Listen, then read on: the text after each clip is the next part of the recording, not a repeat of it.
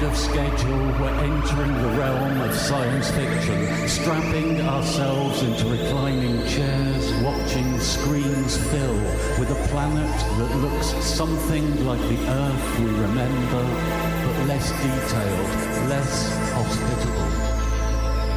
Entering into the spirit of things, we adopt expressions of heroic concentration and end each sentence with over. Who'd have thought that dystopia would be so mundane? Who'd have thought that parallel worlds would be stacked so tight there'd be no room left to breathe? Rivers run black, and when we check the likelihood of a breathable atmosphere, the data's inconclusive. Winking digits demanding caution while confirming the lack of any alternative. Scans estimate a population of almost 8 billion humans, but the only voice in our retro headset, sizzling through static that blisters like boiling fat, is the big bad wolf, suggesting last-minute adjustments and promising a warm welcome.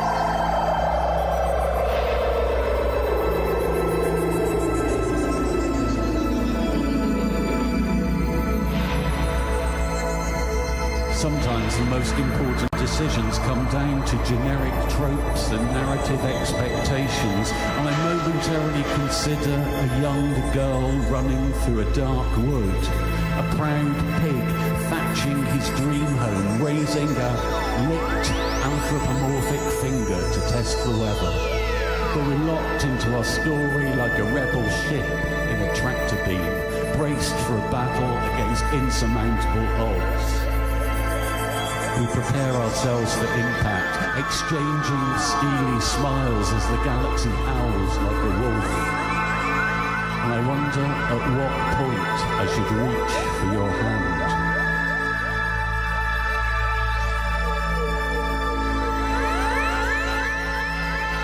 Past and future are indistinguishable in this world, but churches blossom and fade as supermarkets rise and fall. It's a matter of tides and needs, of lies and deeds, of sky and seeds, and all things flowering in the correct angle of light. And in the avenues of pound shops and charities, a cortege of shopping trolleys weaves its solemn duty past bowing queues at empty cash machines, leeching respect from doorway smokers and buskers with cheap amplifiers who only know 2 songs, both of them sad. And some days we are all priests, regardless of belief. And rain is our ministry, dirt our solemn duty. The procession passes, all name tags and grudging smiles, clicking loose change like rosaries. Everything has a sell-by date, and the Sunday girl arranges wilting flowers, lights half-price candles with her unfinished homework. Thy will be done. Have a nice day. On a bench by a corner, there's the big bad wolf sitting, blowing on rigid fingers he's bitten from hands that have fed him. It's so cold that he can hide his yellow grin behind his own breath. He hands me a tourist guide that shows nothing but exit roads and the Canis Minor dwarf galaxy. He crosses himself, then crosses the street, whistling, his rough paws slapping the child's tambourine.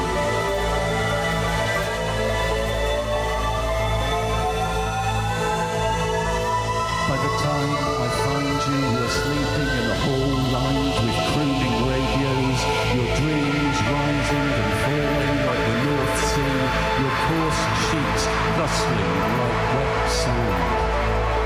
It's a sleep bought with cigarette coupons chosen from a glossy catalogue, then lost for 50 years. Your family is no longer at this address, but the doorbell rings like a calliope, and you swing your smooth brown legs from under a mountain of half-remembered half-truths, and you're unbolting the door before you can even say Big Bad Wolf. before you know it, there's cocoa in hand-thrown mugs. I'm toasting crumpets at the snickering fire, and the wolf settles himself into the slack-springed armchair to tell you a story.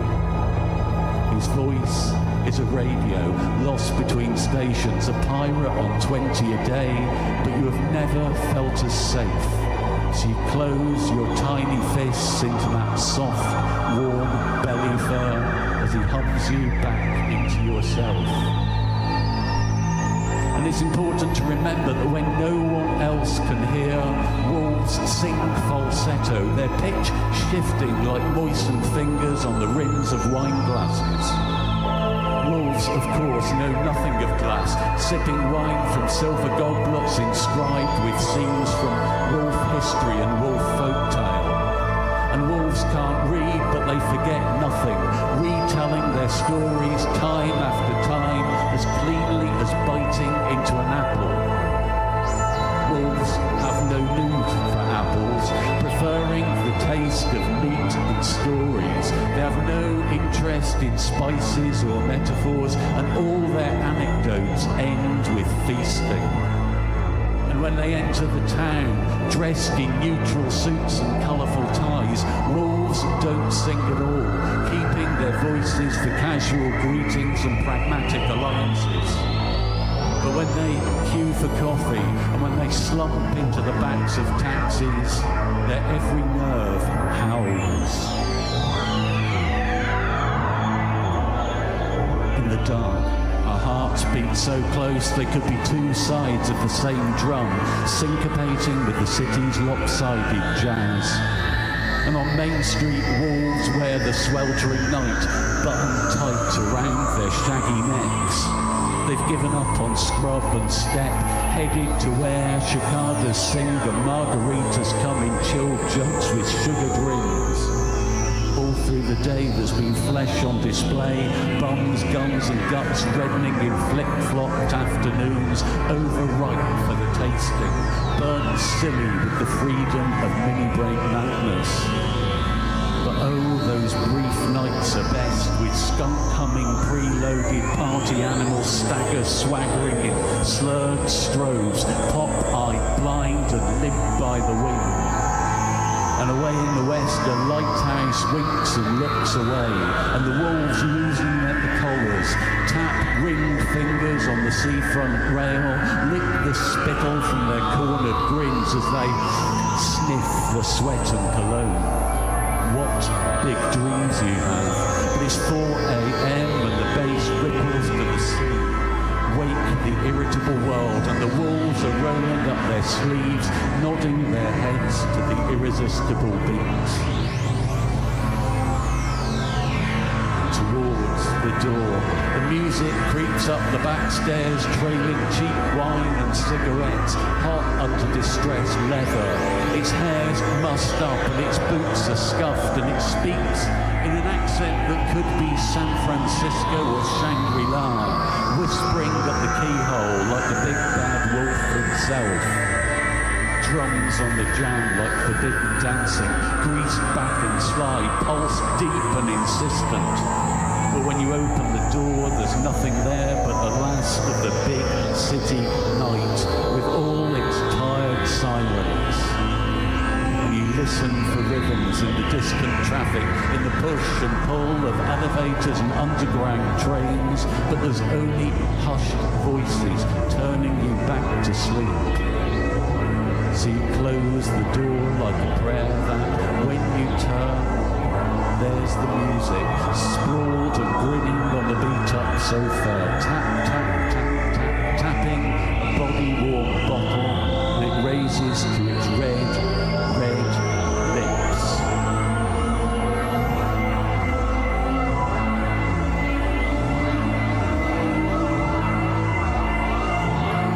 Because when all's said and done, the big bad wolf's not so big or bad, so I invite him round every once in a while. We've little in common, but long years of huffing and puffing, and it's best to avoid politics or religion with wolves, so we keep conversation insubstantial. how my job's going, what's new in the dark wood, and how there's a trend towards personal redemption and wider morality in current TV comedy shows. I reckon the latter's a good thing, that the big bad wolf feigns ambivalence, adhering to his culturally prescribed role. He never stays late, getting twitchy when the light fades and the howling starts, gathering darkness into a concert of freedom and need. So when he takes his leave, his paws are hot and wet in my cold hand. And even as we exchange commonplaces on the threshold, I can see his eyes are elsewhere, unpicking the hunger we share but never mention in the spiced heart of my gingerbread house. So here we are, still braced for touchdown, still spinning at 1,000 miles per hour, still blinking in the beauty of astronomical distances. Gaseous clouds become nothing but light and distance, crab head in the night sky, horse head in the night sky, cliffs fall away into the sea, and the lighthouse performs its dervish dance, curling back over the horizon. The speed of erosion is relative. Light and distance, bright points delineating neither archer nor goat. And out on the waves, a shadow of a boat, arbitrary intersections, perception, belief, preparing a meditation of lighthouses. Blink. We are entering the realm of science fiction. Blink, light and distance, light and distance, light, distance, over.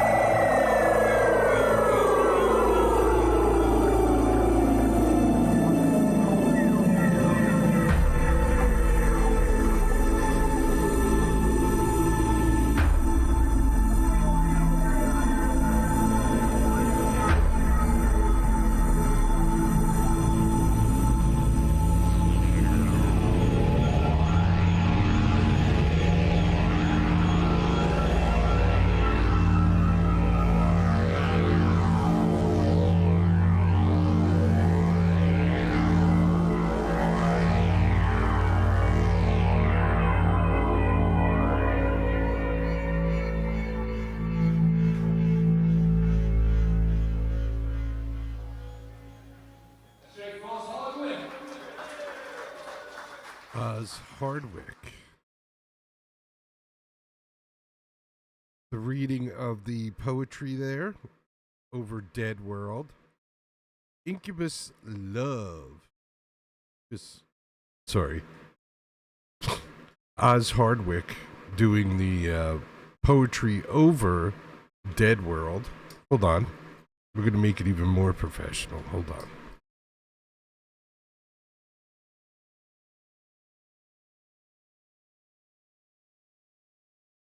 Wow.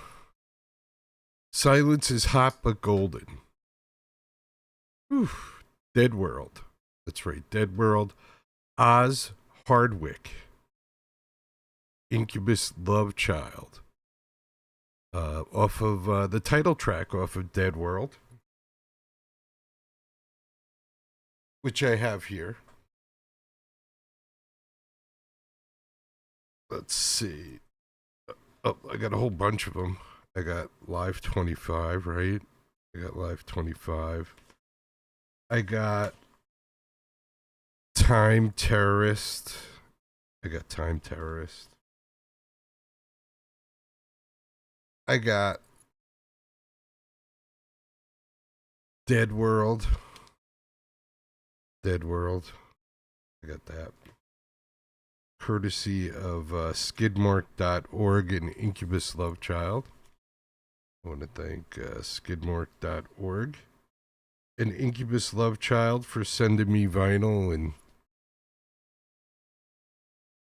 making life a beautiful world with some vinyl.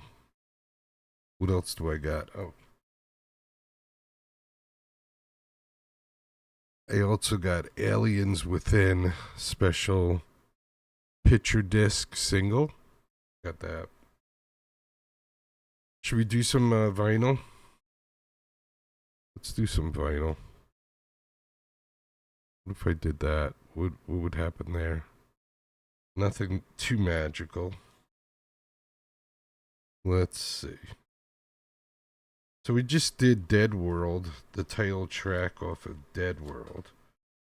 So what do you say we do something off of... Actually, that was the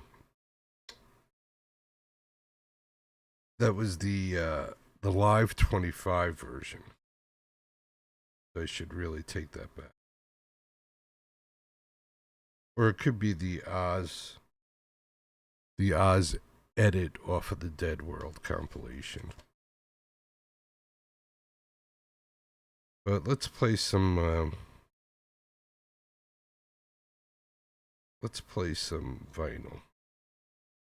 Lord of Infinity, Beyond the Blue Horizon. One of my faves. So let's do that.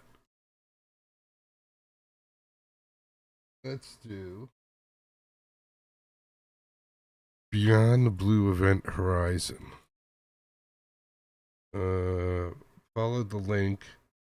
Let's see. Follow the link.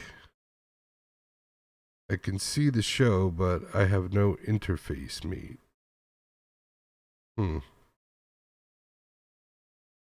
on. Let's see if I could send Skitter, aka Incubus Love Child, aka my buddy, my pal, the link to this shit. Let's see. Technology. You gotta love it. You gotta hate it. You got no effing choice. You got no choice. When you join, you have to join with your camera and all that stuff. Skitter, if you can hear me right now. So while we're waiting for Mark to get into the show, I'm going to play something off of the Time Terrorist collection, which I have right here. The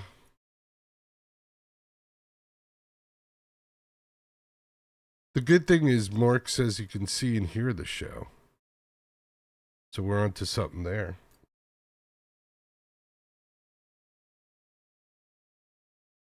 I haven't seen anybody pop into this chat room, though. You gotta come into the chat room. The chat room. Into Shatty Room Land.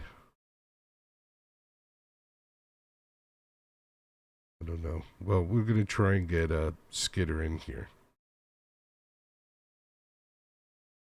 We'll play some stuff and see if I can contact them somehow. See if I can get him in. Is everybody in? I don't know. I have a response from the Skidmeister. See, I sent myself this link, and I just clicked on it and got in, and bastards. Bastards. I'll tell you. Hold on. Let me go to Skidder, see if I can get something going on here.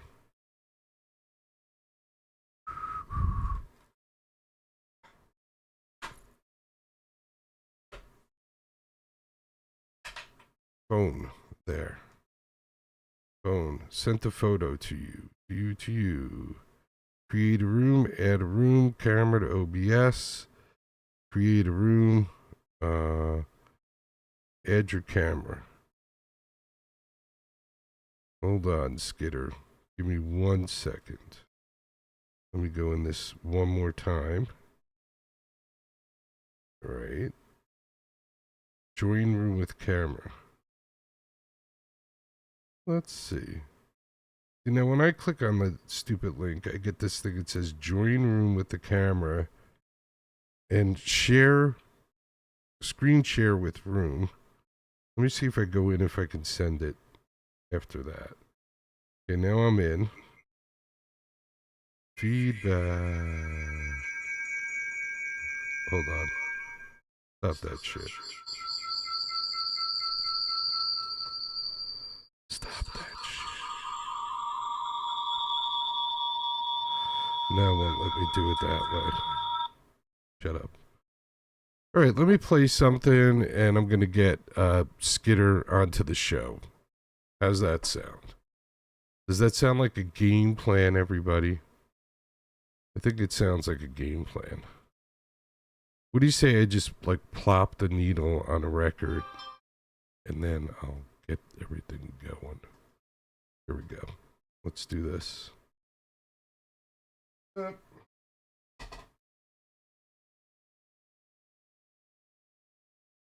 right, so this is going to be Time Terrorists.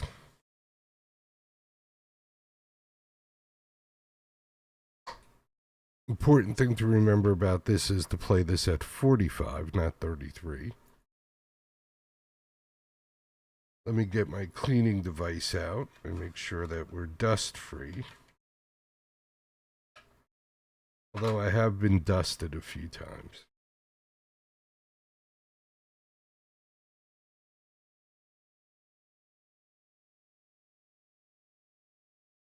All right, there's our dusting.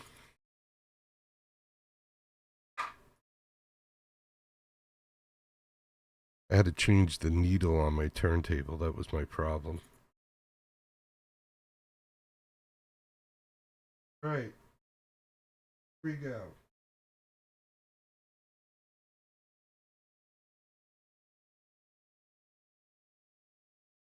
Here we go, I think. Incubus Love Child. Time Terrorist, Side B.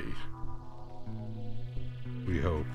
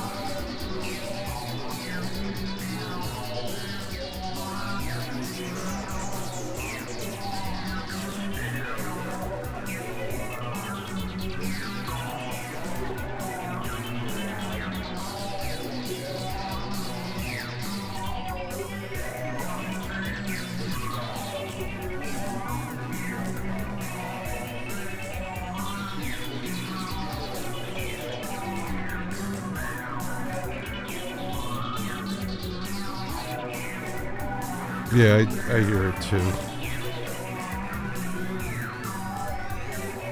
Alright.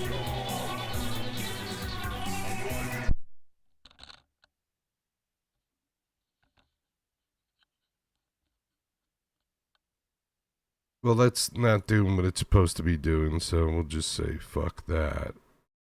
See, that's the easy way to do things here at the Bumpskey Show. We just go, fuck that. And we're gonna go like this instead. How's that? You ready? Good. Alright, Incubus Love Child. Alien life form, right?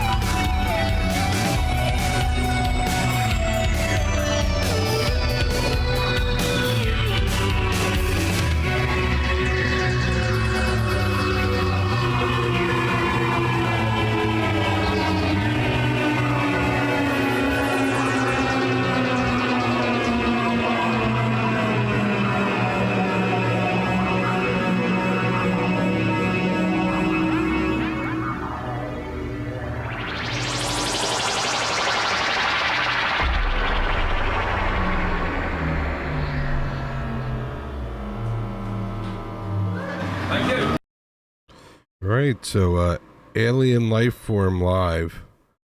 That's Skitter McSkitter. Incubus Love Child. Incubus Love Child.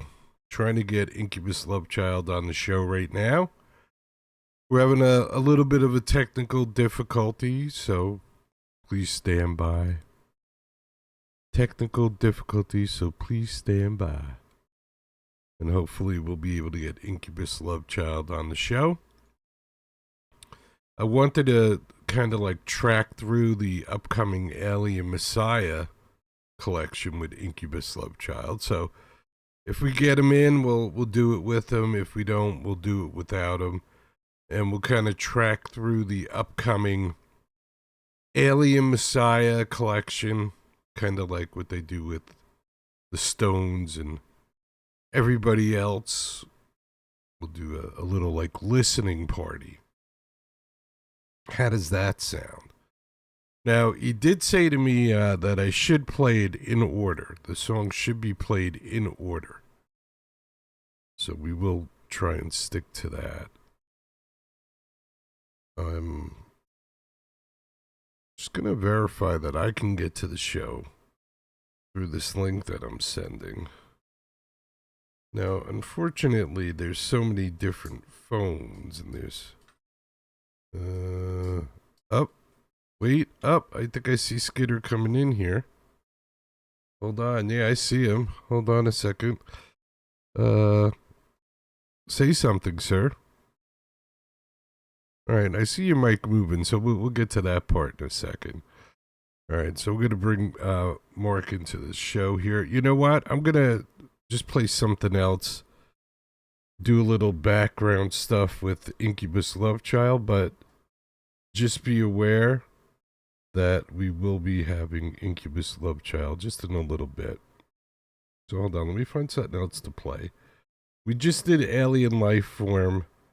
That was from the Sonic Rock Solstice Festival of 2025, which I believe, if I'm not mistaken, is, well, we'll ask him. Screw looking for the album. Let me find something to play real quick. That would be more productive. All right, this is short, so it won't give me a lot of time to do the technical stuff I got to do. So we'll see if I'm any good at this. This one is Beyond the Blue Event Horizon. All right, so I only have limited time to get Mark up and running. Here we go. You ready?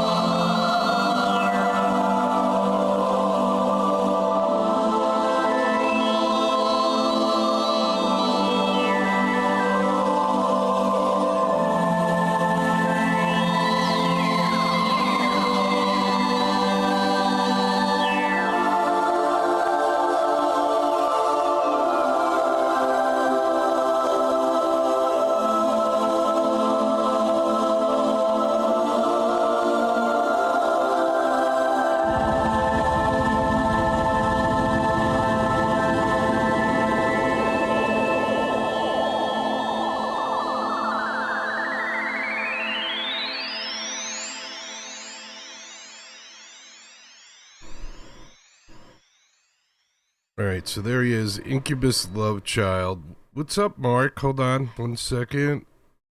Good. I can hear you perfectly. See? I'm doing good. How's things with you? Yeah, it's been a bit frantic, to be honest. Been away for a week, so come back this weekend. Well, it would have been a nicer break if I hadn't decided to take a load of my, as you know, my new album's just been completed. And I decided to take a laptop and get the assets off for production while I was away. But it all went a bit pear-shaped, so yeah. So I'm a bit of a frantic weekend when getting back, trying to send stuff off that should have been off last week. Basically, I'd sent the wrong files off for mastering. Didn't realise until I was away, so I had to do it this weekend. So I've been at work today. So would you send like the wrong mixes?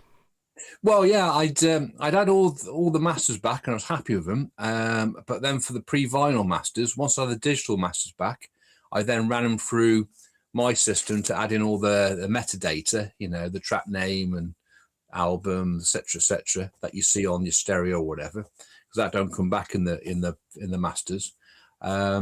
But then I also added in the spacing between tracks to then stitch them all together for the side A and side B, the vinyl pre-masters. Sorry, the pre-vinyl masters, which I sent off, and they realised I hadn't copied the versions that I'd added the space to, and also I'd noticed there was a slight artifact right at the very end of I Horus on that previous version, so I'd faded it out, but the version I sent him still had the artifact in because he picked it up. That's how I found out I sent him the wrong ones.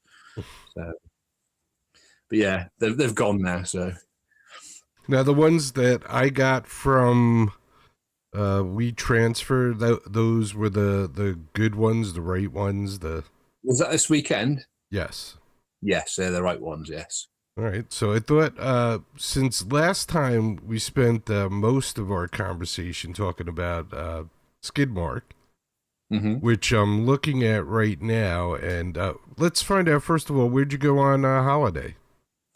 Just the Welsh coast. Okay. So beach. Sarah's sister's got a caravan right up on the coast, so we always do the same week every year there for just a bit of R&R. So it's kind of like time sharing. We have time sharing. No, she owns it. Sarah's sister and her husband, they actually own the caravan. That they basically use it, and then now and again, Sarah's mum and dad go over there quite a bit, and me and Sarah and Emily go over once a year. Them two might go off for the odd weekend and leave me to do my music. So yeah, it's good. Very nice. Was it a nice week? Was the weather nice?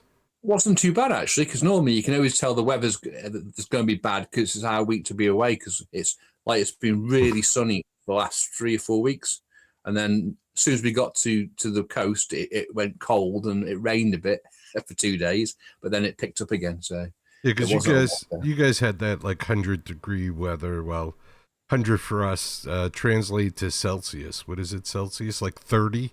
Yeah, it was 30. It was pretty damn hot. Yeah. So it was hot in the northern part of Europe, which it usually isn't. I mean, usually you get to like what, 20? Yeah. If you're lucky if it's like 20, 25 most of the time in the summer. Yeah, so that's... And then it's about sort of anything between 4 and 12 in the winter. So what's the temperature on Rockra Prime? What is that like? Oh, that's minus 126, I think. So it's pretty damn cold, huh? Yeah. Cold as some witch's titties, huh? That's it. Speaking of witch's titties, I got attached to one of Lynn's Facebook posts. Oh yeah. And she does like have all her music on band something. One of these. Is it broad something, isn't it? Yeah. That's it. Because I found it and I actually contacted her and saying how much I missed her, but yeah, no, I think Lynn is busy with John. Lynn and John are pretty busy. But yeah, I did see a YouTube channel. Yeah, so, but she has all her music up there and a couple of songs I had never heard before, like 1 or 2. So I don't know if it was new. It sounded new to me because her voice sounded a little different. So maybe she's creating new stuff. Who knows? I'll have to take a look. I haven't been on the site for a long time, actually. Yeah, there's like 30 songs up there. I mean, some of them she got from me because she had sent me like all her files. And she was like, Jerry, before I go looking through all these hard drives, do you have these songs? And I was like, of course I do. I'm like the Smithsonian for artists that never made it anywhere. Yeah. So it's funny. I've got quite a large selection of CD racks at work now for all my products, but I've also got one section which is all the CDs I've ever received from bands over the years since I've been doing skid marks. So in the last 25 years, so it's two good racks, and there's a lot of them just don't exist anymore, and so it's a shame because some of them are absolute priceless. Some of the songs, some of the music I'm still listening to today because it's so good. Yeah, I mean, I got a couple of boxes of CDs and promo stuff, and we live in a condo, so we have like a storage area in our basement that we don't really have anything in it except for not even Christmas decorations. Pretty much just that's down there. And I agree with you. A lot of it is just like, hey, you know what? It's just good. So if they could, I guess there could be eventually a way to just put it all up somewhere so you can just enjoy the music. Yeah. I mean, that's partially what I do because I still spread it around, but it'd be cool if like you didn't care anymore about making money off your music and you just wanted it heard. And if I don't. and if there was just like a server that you can make it like free for everybody, just call it like free for everybody, and anybody who doesn't care about royalties, and maybe make it donation based. Nobody's going to donate, but you could. Yes, that's right. Yeah, I mean, because I'm in the process. When I do actually get the time, I take a handful and I run it through. While I'm doing something on one PC, I'll rip them on another. Because like the worry is because a lot of them are sort of pre-production CDRs, like demos they sent you. Yeah. And the worry is obviously CDRs have got a finite life. Yeah. I heard they just like disappear after a while. Well, I've had a few where they just start clicking. Yeah. I mean, the good thing is most of the stuff that I got that was halfway decent, I digitized as soon as I got it. So I just been moving files from hard drives to hard drives. So, but luckily, just because I wanted to play it on, I started with just CD players, and if I just stayed like that, I'd be in the same situation. Like, what am I going to do with all these, which is what I did kind of with the live videos. I'm kind of worried about the original tapes. Some of them, it's been like 26 years that they've been hanging out. I'm not sure how. Yeah, that's the thing. It's the time. It's quite time consuming to digitize it all. I mean, after my dad died, I was going through a lot through stuff, and he had an old suit, one of the old like 8mm video cameras, the old tape ones. Yeah, and he had like boxes and boxes of little tapes, and when my two eldest were little. They used to film quite a bit, play in the garden and running around with the hose and just stupid stuff like that and singing. And I thought it'd be great to to go through all the tapes and find all the good stuff and digitize it. But oh my god, it took days. I ended up probably like an hour and a half's worth of actual digital video. Well, the problem is like just the conversion to your computer. That's real time. So if it's an hour tape, that's an hour. Then once you start editing and, you're talking, there's companies like send us a box and we'll digitize everything for like $500. I don't know. Yeah, the kidney. Yeah. I don't know how many tons that is, but it's a lot of money if you have no money. If you're like Elon Musk, it's like, yeah, send a box over. Go ahead. I don't care. Yeah. I'll send you a crate. Yeah. Here comes a shipload of my home videos. Fucking, I'm never gonna watch them anyway. That's the other thing too. It's like, are you ever really gonna look at that stuff? It's all great to have, and it's good to have if your kids want it. Like if your kids were to come to you and say, "Hey, Dad, did you ever videotape us? You could go here. Now it's your problem, you know? But I don't know. Like my sister has a lot of stuff like that nobody's ever going to look at. Like cases and cases of VHS tapes, you know? Saying that, the flip side of it, I mean, this generation, they're the opposite, aren't they? I mean, Yeah. They spend their life trying to avoid the camera because everyone's got a camera and a video. I mean, I saw quite an interesting thing about, how, this generation, and one of the reasons they don't tend to go to pubs and clubs anymore is because they're too worried about being videoed, dancing. No one dances anymore because everyone's worried about looking stupid on camera and it being posted online, or making out with someone and it being posted online. So, there's less and less dating and interaction because everyone's just worried about being filmed and stuck on the internet.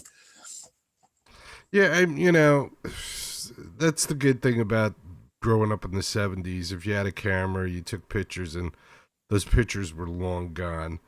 But, I mean, you could just not get involved in the whole social media part of society and just go, hey, you know what? If they make fun of me on TikTok, who the fuck cares? I don't really. But you should get money, I think. Like, let's say somebody videotapes you and it goes viral. I think you should be able to get some of the money of that, I think. Yeah, I must say, because I mean, it can be detrimental, but it also can kickstart your career. It's like Bobby Liebling, Pentagram, the band Pentagram. Yeah.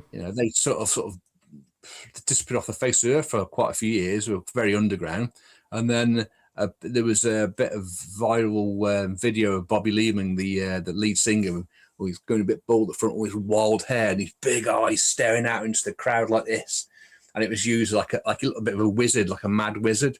And everyone was using it for a meme saying, whatever. Yeah. And it became very viral. And suddenly their music became popular again because people were looking at them. Suddenly doing European tours again, South American tours. So, I mean, it can have a very positive effect on your life, social media, if it turns out right, but most of the time I suppose it isn't. Of course, once again, England is way more classier with their viral. They have a band that goes viral. We have the Huck Tui girl who went viral for doing Huck Tui, and then you can't find her anymore. You can't find Huck Tui girl. I don't even know where she is. Yeah, she'd like invest loads of money or invest lots of other people's money, and it all went tits up. Yeah, no, well, yeah, she pulled one of those fake Monopoly money scams where she put out some Digicoin or some shit, and she was in it on Friday, and then as soon as everybody bought into it, she cashed out and took all the money, and everybody was standing around holding Huck Tui pictures. I understand greed, I mean, I run two businesses, but I've never been, like, I know people go, oh, by the time I'm, young guys in their 20s and 30s, by the time I'm 50, I want a Porsche and £1 million in the bank. Why? Yeah. As long as you've got enough money to pay your bills, pay a bit forward, treat your family, buy the odd toy for yourself. What more do you need? Why do you have? I mean, this is a reason why, like your country, my country specifically, there's so many billionaires, and there's more and more because all the people are hoarding money, and everyone else is suffering for it. Hey, is Emily playing video games right now? Probably. She was, because it might be affecting the connection now. All of a sudden, you just started breaking up a little bit. Let me just check. No memento. Okay. Stick a song and I'll be back in one moment. All right. So, Mark, Incubus Love Child from the UK. We're just gonna check and see if any video games are going on, because something happened there. Mark was sounding great, and then all of a sudden he went. So. We're just going to check it.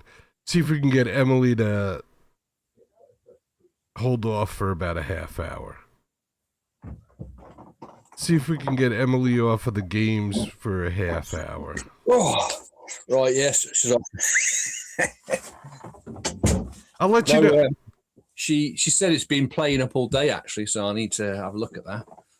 Oh, really? We got fiber now, so it should be pretty quick. I mean, you were great in the beginning of the interview, and then I noticed like all of a sudden, so I thought maybe she started playing a game or something. No, I think it was purposely slowing the signal down because I was boring everyone. Okay. Yeah, and now you're better again, so that's good. So, I thought we'd talk about the new album since you sent it to me, and I do have it.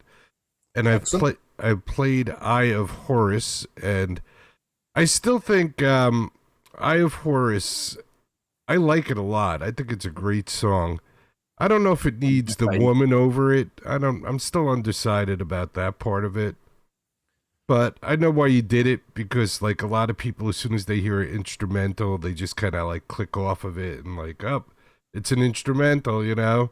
And it doesn't carry as much weight as something with vocals.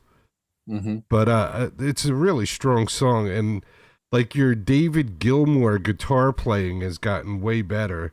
Where to me, is that in Eyes of a Horus, or is that in Take Me to Your Leader at the end, where you do like a little guitar riff? At the end of Eye of Horus, I'm doing the one with the wah wah. It's like very Egyptian, like wow, wow, wow, wow, Yeah. wow, wow, wow. It's very It's not that one.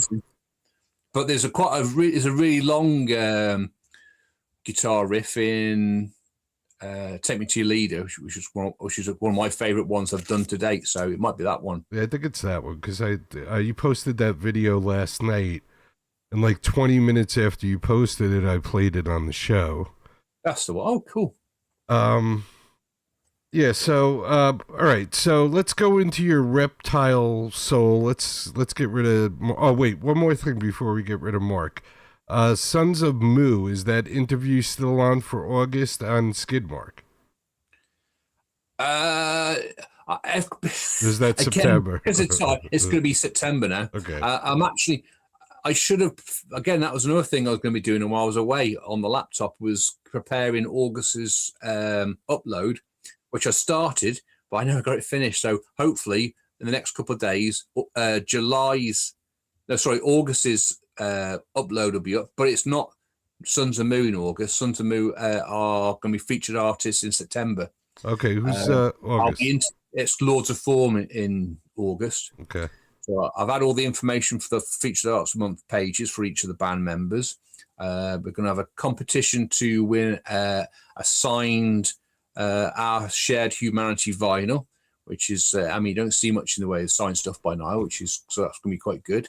It's also, I think it's going to be signed by Tony as well, as one of his new guys, who's like guitar and vocals. Also, there'll be a copy of the False Light EP, which only the first 30 purchasers of the vinyl got when it first came out, so that's a rarity.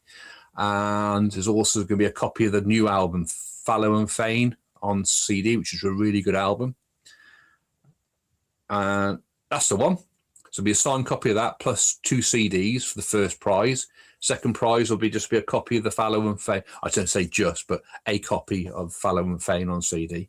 And I will be interviewing Niall as soon as we can get it organised. So in the next week or so, that'll be really interesting, because like he's an interesting character, and he's such a wide background in the music industry. You know, from in fact he teaches music engineering at the university half the week. To the fact, he was part of Hawkwind for many years. It'd be quite interesting to perform and to post up. It's interesting how Mark, while I'm still talking to Mark, is turning a little into Quevac with interviewing some of his idols from when he was a kid, like the guy from Hawkwind, which is cool. It's nice to see. It's nice to see that some of the bands now. I don't know anything about Hawkwind, but I will say this: Guns N' Roses, John Bon Jovi,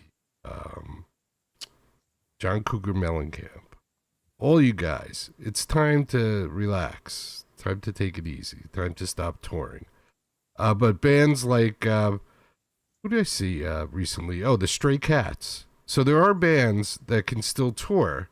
The Stones still sound great. I don't know if they could play every night, but I like the new album, and everybody still sounds good on it. So there are bands that can play well into their 80s, 90s. Who knows? We haven't seen it yet, right? Well, not Niall is. I mean, that's the thing with Hawkwind over the last 50 years. It's been a bit of a revolving door on certain members of the band, especially bass players. And so Niall was bass player with Hawkwind for quite a few years. But Niall is my age, so he's not like an ancient. He's not, I want to say ancient, but he's not one of the original Hawkwind members. In fact, the only original Hawkwind member playing now is the main man, Dave Brock, who sings and plays guitar, and he's 83. That's amazing because he can still play and sing better than I can at his age. Yeah, see, that's cool to not see. hard. A lot of people say. Yeah, no, it really is. I saw, I think it was Donna Summer. She still sounds good. So there are people that can still kind of do it, and they should be proud of that. But the other guys that are just doing it for their ego or the money or whatever it may be, someone needs to tell them, listen, it's over. It really is. I saw a video of Dave Lee Roth the other day. Oh, my God. It wasn't flattering. And his voice, I mean, he was never the best singer. He was more of a front man than a real singer, wasn't he? I mean, he can't do that either. You know, he can't be doing high kicks or anything anymore. So it's done. He's back out. Yeah. I mean, take your $40-50 million and just, so you didn't make a $500 million like Bruce Springsteen. But, Bruce had to kiss the devil's ass to get that. Do you really want to go that far? It all depends on how far you want to go, It's like Axl Rose. I mean, I was never a fan, even when he was young. But he's horrible. It's terrible, yeah. It's like fingernails on a chalkboard. Yeah. I've seen AC/DC. They're done. It's just, and it's hard when you're a band and you played for 50 years on the road as a rock band. I'm shocked that you're alive. Forget about playing concerts, So it's nothing to be embarrassed of. And here's the deal. If you're like Axl Rose and you want to play local little bars and just to get off and get your ego off and, go out and play music because you got to play music and you're charging like $30, that's fine. But if you're Bon Jovi and you're charging people like $1,200 and they're doing more singing than you,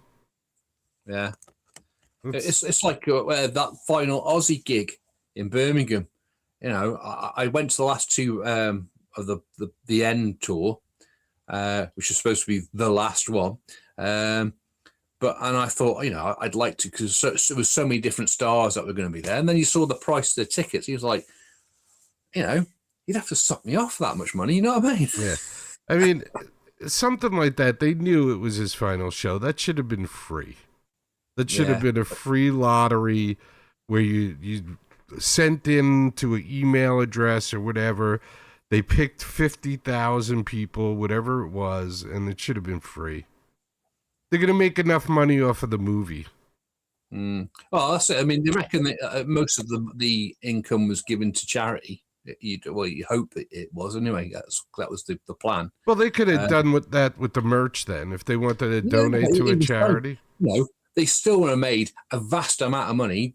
Charging half what they charged for the ticket. I think it was like £300-400 for a ticket. Yeah.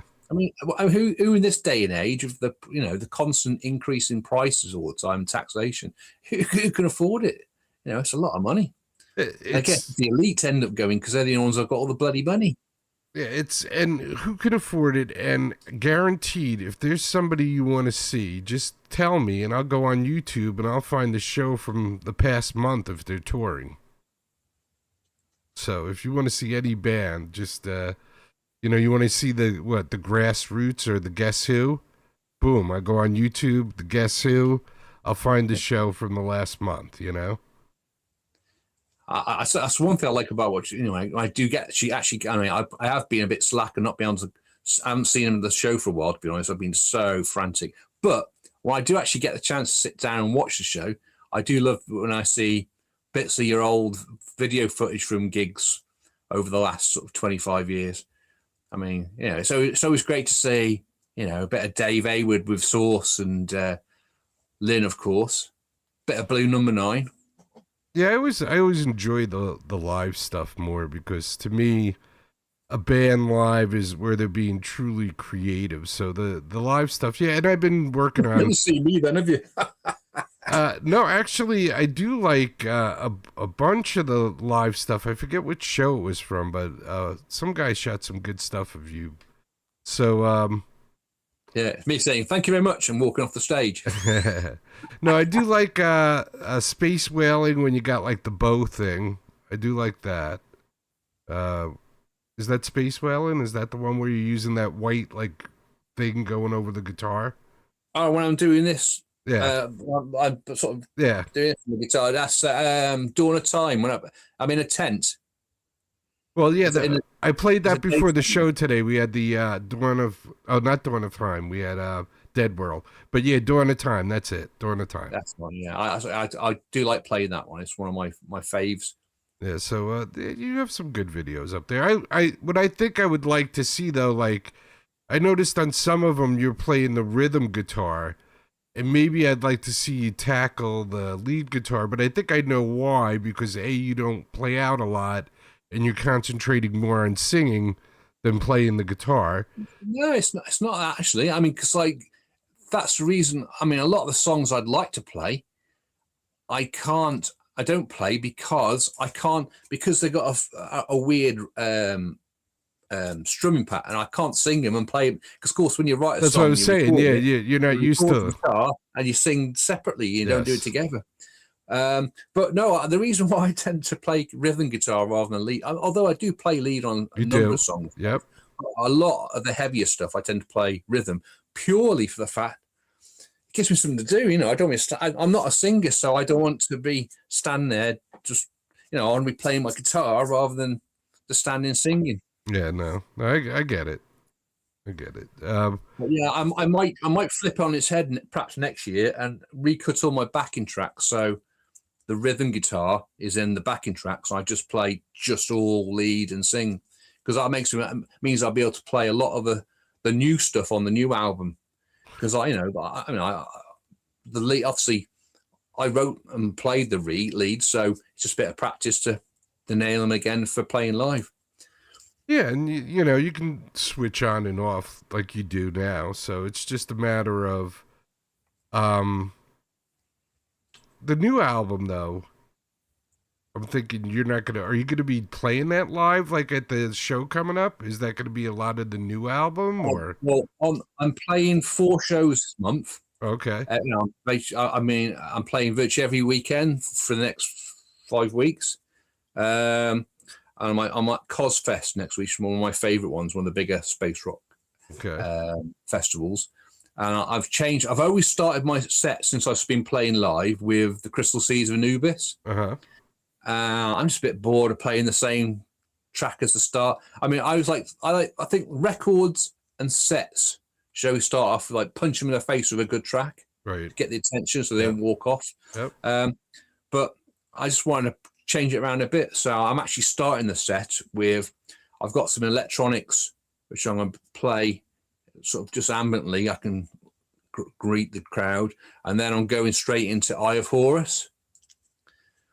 So I'll start off with doing some electronics and synths over that, and then when the big wah-wah lead comes in, I'll do the entire wah-wah lead. In fact, as I stayed at work this afternoon and ran through the set and a video just to see what it looked like, and it looked good because I enjoy playing it. So excellent. And then I go from that into ARI, the robot one, and then I'll do Crystal Seas and then Speed Freak. I was going to do Neutron Star, which, but really to get the sound I got on the actual recording, I need to take it's weird to get that real wild, sort of screamy, ebo-y, distorted sound. It works best on my Jap Fender, but I refuse to take it out of the house because it's a sentimental guitar. I won't want to lose it. Yeah, I don't blame you.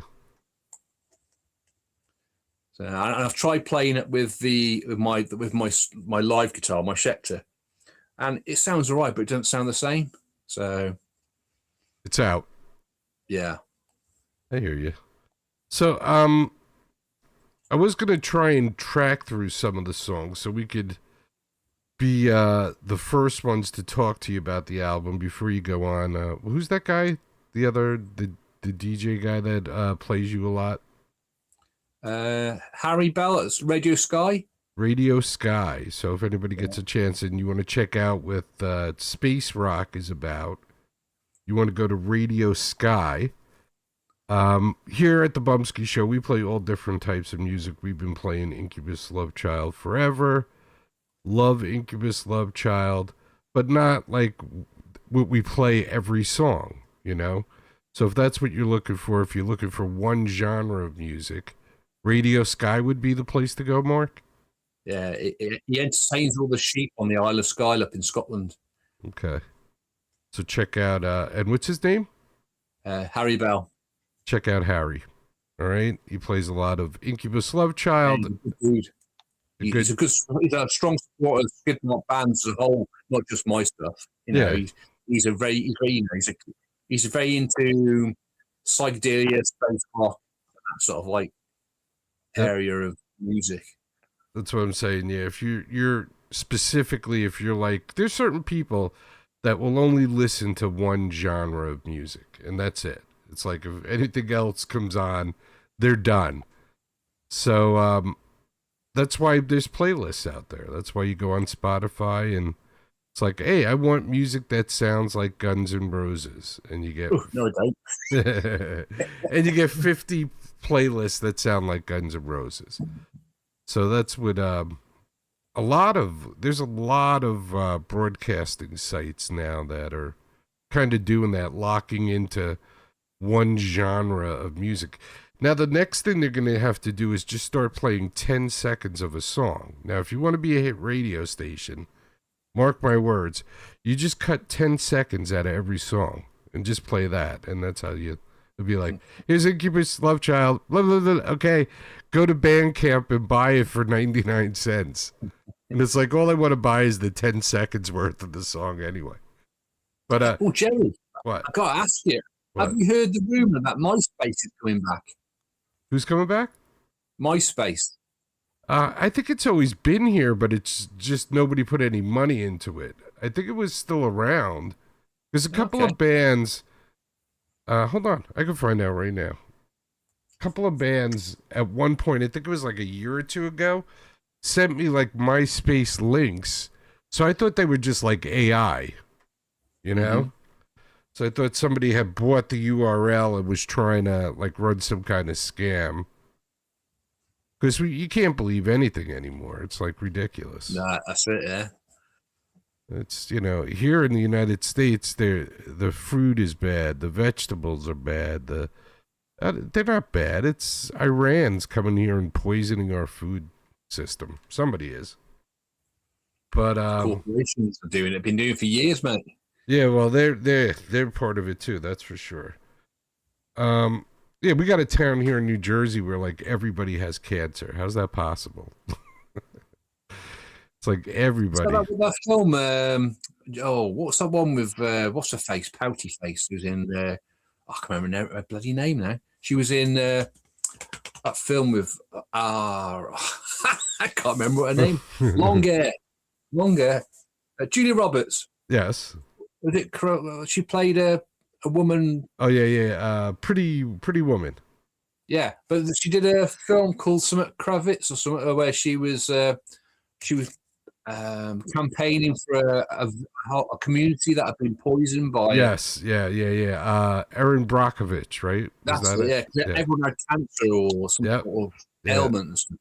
Yeah, there was a lot of people who was in the water system. It's just crazy. MySpace is there, but it does look sketchy. But I guess they're rebranding maybe. Maybe somebody bought it and they're trying to bring it back. When I first started out, MySpace was like the shit, except for AOL. Yeah. AOL Messenger was the shit. And then it was MySpace. And then Who knows what happened? Guys with penises on their cameras was next or something. Oh, that's like the old Yahoo chat rooms. Remember them? Yeah. I used to Oh, use yeah. them to talk to you back in the day. Yeah, yeah. Sometimes you go on and go, you'd be listening, and while you're chatting, you'd have a look at some other chat rooms, and next minute, Yeah, some the guy would show woman up. watching her husband on the camera. It's like, keep going. Or some big fat man wanking. Yeah. Then you realise the camera's not on, it's actually reflection on the screen. Yeah, it was amazing. It was like you bought a camera and they'd go like, yeah, and check out our chat rooms, and you just like go to the chat room and it's like all these guys showing their dicks off.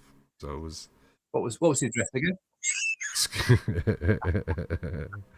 But you know, the internet has gotten worse than that. So imagine that. That was as bad as it was. Now it's even 10 times worse than that.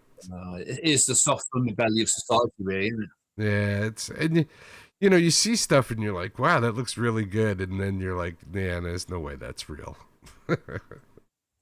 So you don't know what to believe anymore. It's just crazy. It used to be like you can believe your eyes, but you can't believe your eyes anymore.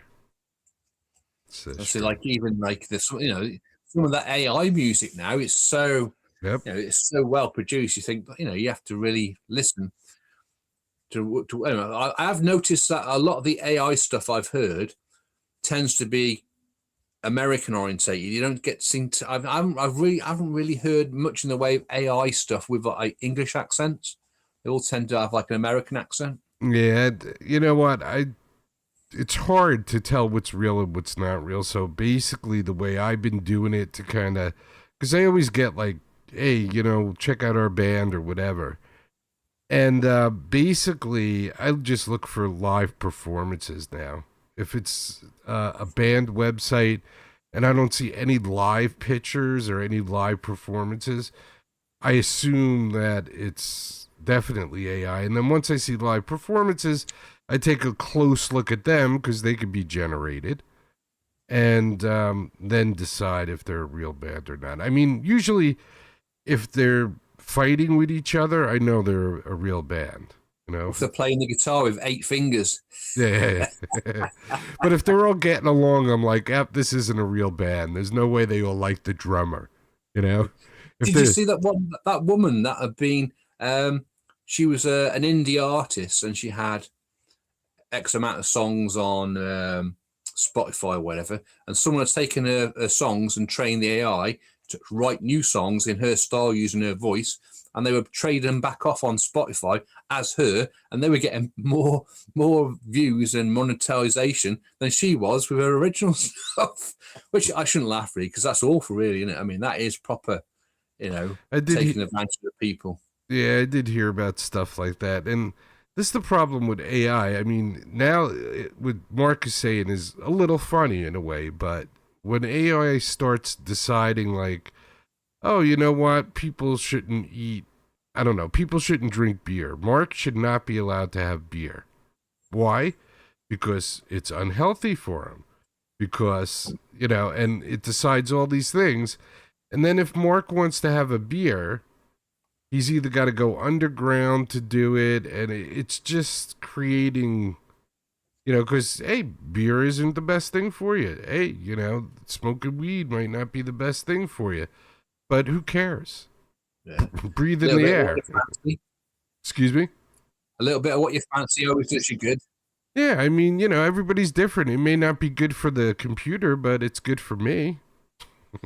What's scary about AI, did you see recently they were saying that one of the AI companies were trying out a new AI network, and they sandboxed it, yet it managed to break out and was attacking some corporate computer system off its own back, and they had to shut it down or something.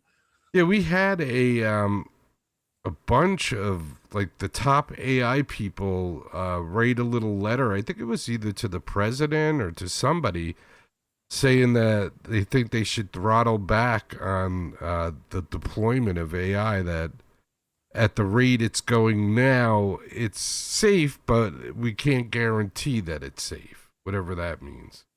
So it's like that paragraph in that new song on the new album, Rise of the Robots. Uh-huh. It says, first it was the internet, the cloud, then AI. sentient. It watched our ways with artificial eyes, studying us, blah, blah, blah, learning to despise, planning a human I can't remember the exact words now. It's been a while since I actually recorded it. Yeah. But yeah, no, it's the truth. It's a little scary for our children, our grandchildren. You know, a lot of times what you see, you know, maybe the Terminator was... I was going to say, I'm waiting for Arnie to knock on my door. Yeah. I mean, maybe that wasn't so far-fetched. I don't know. We've seen other movies where it's like, you know, oh, flip phones from Star Trek could be your cell phone, right? So they have been... Haven't Ukraine just deployed a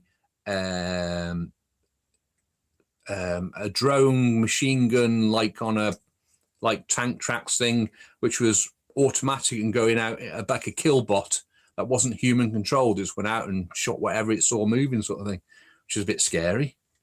Yeah, that's another thing. These robots, you see these robots, man, and a couple of times when they're demonstrating them, they get out of control and beat the shit out of the scientist. I mean, they probably deserve it, but that does look a little scary. I've said I wind up Sarah and I say, you know, you start stockpiling food for when the end of society comes. I said, I've already bought my Mad Max outfit with the furry thong and the leather straps. You know, and it's kind of like the Planet of the Apes or anything else. It's like, okay, so you're going to have all these robots and they're going to be your servants. Okay, sounds good, right? But at night when you plug in all these robots, you don't think they're going to start talking to each other and go, hey, you know, that Jerry's a real dick. Why don't you come over here today and we'll just kill him, okay? Sounds good to me. I'll be over at noon. I don't know. It just doesn't make a lot of sense to me. Haven't we learned from slavery? Even the slaves rebelled. And so you can't keep anybody down, especially a $100,000 titanium machine. Yeah. Killbot. Yeah, a killbot with AK-47s and missile launchers. And what are you going to talk to it? Yeah, and you can guarantee, you know, there's probably most of the major, you know, American, Russian, UK, you know, the big military establishments have all experimented with artificial robotic soldiers. Oh, they've got them. I think they've got them. I got to think the United States probably has a couple thousand somewhere. Trump is going to roll them out in Iran. You watch. They'll be built on Teslas. Wow. But I got to think. I mean, because we're finding out the Wuhan thing was definitely, you know, I said it from the beginning, but that was some kind of military virus that they were going to use. You let that loose, COVID loose on like an army, and they're all sick and they can't fight. How easy is it to beat a country that's sick? Well, that's it. Yeah, I mean, there's been lots of, biological experimentation over the years. You don't know what's being released into the population. But we sound like a couple. We'll be wearing our silver full hats in a minute and writing conspiracy theories. No, well, see, this isn't really conspiracy anymore. That Fauci took the Fifth Amendment 147 times, including when they asked him what color the carpeting was. He wouldn't answer that.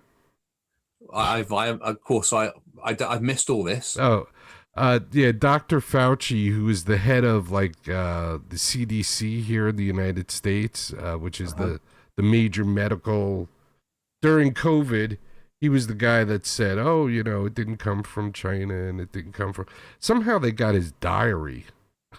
Go figure. I don't know how, but it wound up that he knew about everything and profited from it. According to the diary, he testified in front of Congress on Friday or Thursday and took the Fifth Amendment 147 times, including like when they asked him, like, what is your secretary's name? That's a bit daft, isn't it?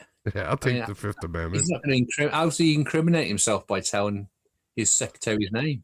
It was crazy because they were asking him stuff like, what color is the carpeting? And he was like, oh, on the on the advice of my lawyers, I take the Fifth Amendment. Right, Yeah. okay. Everything they asked them, didn't matter what it was. It's just like the ones when they come into the for a police interview and they say no comment, no comment, Yeah. no comment to every question asked. Right. I mean, when you're a public servant like that and you do stuff on behalf of a country, you shouldn't be allowed to take the Fifth Amendment. I mean, you were doing stuff that was authorized supposedly by me. I'd like to know what you were doing. I'm sorry. I think to believe that anyone that joins politics in the belief that they're there to serve us is bollocks. Because most people that join politics are there because they're interested in power and getting their palm greased. And even those that have, there are obviously handfuls of people that start off with good intentions, but eventually the establishment, wear them down and bribe them off eventually. That's my cynical look on politics. I got no respect for politicians of any side. I think they're all a bunch of assholes. Yeah, I'm thinking, aren't we at the point where we're so far advanced that we don't even need these guys? Can't it just be all right, we're thinking about buying a dozen eggs this week for the president. Everybody vote. Who wants the president to have a dozen eggs? Okay, we don't want him to have a dozen eggs. No dozen eggs for the president. What's next on the list? Because AI is going to take over our jobs, so we're going to need to do something. So I'm all for just getting rid of Congress once AI takes over, and we just vote on everything. We're thinking about putting a rose garden in the back of the White House. What do you think? No good? All right, no good. Yeah, what's all that about the what's this ballroom he's built on the back of it? Dude, he built a place to party for the president. I mean, even the president needs a place to party. So, so he built a conference hall and attached it to the White House.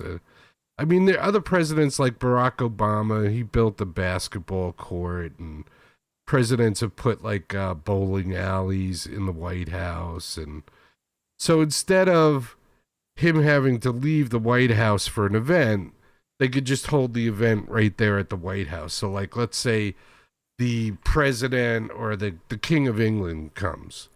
So then you got to leave the White House, go somewhere else. The banquet hall that they had was really tiny. So he did that, and everybody freaked out because I don't know if it cost us money or not. Is this because they can't go to Epstein's Island anymore? It could be. I mean, it could be like the back of some of these financial institutions where they used to just keep hookers. Who knows? But to me, it kind of seems like it makes sense. It's pretty dangerous for anybody to walk the streets and for the president to go somewhere. So maybe for 4 years, we should just lock him up in the White House. Everybody was complaining Trump's playing golf all the time and he's doing this. And that's because he has all these events at his place at Mar-a-Lago. So now he'll dig his new ballroom. He'll never leave the White House. He'll be so happy. So it'll work out good, I think. I can't wait till they give him a podcast. That should be good. Is this on top of his Twitter account, is it? Yeah. Twitter account, because didn't he fall out with Elon Musk? Well, that's a day-by-day thing. He has his own company, Truth. Oh, okay. Yeah, I think it's truth.com where you can fucking show each other what you ate for lunch. I never got social media, sorry. It's that's a paradox for a name, isn't it? Truth. Yeah. He's a politician. They don't know the meaning of the bloody word. Well, see, the problem with Donald Trump is he's an East Coast person, and East Coast people are very abrasive, and a lot of times they'll just say what pops into their mind, regardless of who it might hurt or. That's why a lot of the best comedians like Rodney Dangerfield and Abbott and Costello and all those guys were East Coast guys. They all just because they had no filter. So that's what people hate about Donald Trump. He doesn't think of a politically correct word for homosexual, He'll just say whatever word comes to his mind first. And it might not be a word that a lot of people like. But, who cares at this point? Do you pay attention? I'd worry more about the actual politics than the words. I mean, yeah, exactly. How'd you cope? I mean, it must be like living in a police state with ice on the prowl. I mean, I couldn't believe when I saw that woman getting shot in her car a few months ago. Yeah, I mean, that whole thing.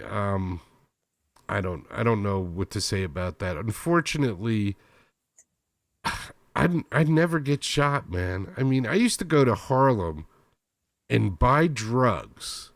And one time a cop put a gun up to the temple of my head. And I didn't get shot. And it wasn't a white cop. So it wasn't like, oh, Jerry, you're white, and it was a white cop. It was a black cop. I was respectful to the guy. I think that was the difference. When the cop put the gun up to my head, I just put my hands on the steering wheel and, did what he told me to do. Period. I didn't go, oh, no, that's not the law. You can't tell me to do that. So I think that's a problem with people today, is where they think as soon as you... I still don't think a slight disagreement was there was a bullet in the head. But yeah, I mean, that's going to be the most clear situation when there's lots of guns about, I suppose. As soon as a cop pulls me over, the first thing I start thinking is, where am I going to get the money for a good lawyer? I don't think am I going to argue with this cop? Am I going to tell him what the law is? I don't think any of that. I just go, oh shit, I can't afford a lawyer. What am I going to do? That's what I start thinking. So my advice to anybody is, if you get pulled over by the police, as soon as you see the lights, go into I don't know, put your hands behind your back immediately, and think that you're getting arrested. And don't argue with the guy, because you're never going to win that battle. He's got a gun. Unless you have a gun and you plan on shooting him, you're not going to win. You lose. I don't know. In England, is it the same way, or? Not at all. Yes, you got. I mean, the thing is, there's such a lack of investment in public services nowadays. You very rarely see a cop behind you. Yes. I mean, so you have no law. I got pulled over 22 times in my first year on a motorbike when I was 16. Although perhaps I probably deserved it, but I think in the last 20 years I've been pulled over once. Yeah, so you're the opposite end. The thing with ICE is, here's the deal. It's so simple to come to the United States if you follow the law. The only problem is it takes time. So it's not that you can't do it. It's just that you may not be able to do it as quickly as you want to do it. But the reason for that is so they could vet out people that shouldn't be coming into the country. So that's the problem. So for the safety of everybody, it takes a little bit of time. Because guess what? Some people that aren't very nice are trying to get into the country. And if you just go, everybody come like the way it was, you're fucked. Because now you let 18 million people into the country, and let's say 2% of those 18 million people were bad people. And we know it was more than that. But are you good at math? Come on, you're a plastics guy. What's 2% of 18 million? Oof, Christ, I have to be a mathematician. I'm a plastics guy, not a mathematician. So 10% is 1,800,000, right? So half of that would be 5% is 9 million. So let's just say half of that is 4. So 4.5 million people, something like that. I don't know, 450,000. So it's either 450,000 or say what's this on an annual basis? No, well, during the last 5 years, I think, since COVID started in the United States. I would have thought it's more like the latter for 4.5. I can't see 4 million people coming into your country, would there? Well, it's a lot. Yeah, from the time Joe Biden started as president, supposedly they said in 3.5 years, 18 million people came into the country. Dude, it was like 5,000 people a day just running across the Mexican border. Unstopped for like 4 years. It was ridiculous. And from Canada too, coming down. And Canada has the same problem. Canada has you've got great lawns now. Yeah, exactly. Yeah, but they have the exact same problem that the United States has, because some of those people that ran from Mexico just kept on running until they hit Canada. So it's not just a problem here in the United States. And I saw Italy is having a whole, and Spain just closed their borders, right? Because weren't people going into Spain from somewhere? Again, the way the media was showing it was saying like 80,000 Moroccans are gone into Spain. But what they've done, they've gone into Ceuta, which is like right on the tip of Africa, which is a Spanish colony. Uh-huh. But you still got the Mediterranean Sea between Spain and right. So it wasn't Spain. But Spain. There's only like 80,000 people live there. Are indigenous to that area, and I think probably half that amount came in, but half of them have already gone back because they got into that over the wall. Everything was closed and boarded up, so they buggered off because they had nowhere to stay and they couldn't get any facilities. Yeah, see, that's the problem. When you come to the United States, we give you a whole bunch of free shit. When you go in anywhere else, they're like, "Hey, welcome. You got nothing." The thing is, you get that what's it called? I can't think of the word, but yeah, we have the same spiel over here. The papers. I haven't read a paper many times, but you see the odd headline. It's always like the amount of boat people coming across, and it's almost like for as long as I can remember now, the papers and media trying to be taking your focus off what's really going on and making all your problems be blamed on the people coming in, if you know what I mean. I think as a lot of countries in Europe and even your side, I suppose, have become more and more right wing, what happens is more and more countries become more nationalistic and become more introverted towards letting people in. Yeah, I mean, the big thing here in this country here is the freebies. That people that come here from other countries immediately start collecting money that other people paid into a system, hoping that they would never need it, but someday you might need a hand yourself, So here it's not like in the UK where everybody has free healthcare. So I'm paying, I don't know, I think it's about $600 a month for healthcare. How much? $600 a month, buddy. So, but if you come across the Mexican border and you go to like a clinic somewhere, you'll get free healthcare. But if I go to that same clinic, they'll go, "Oh, well, you have a job, you have to have healthcare."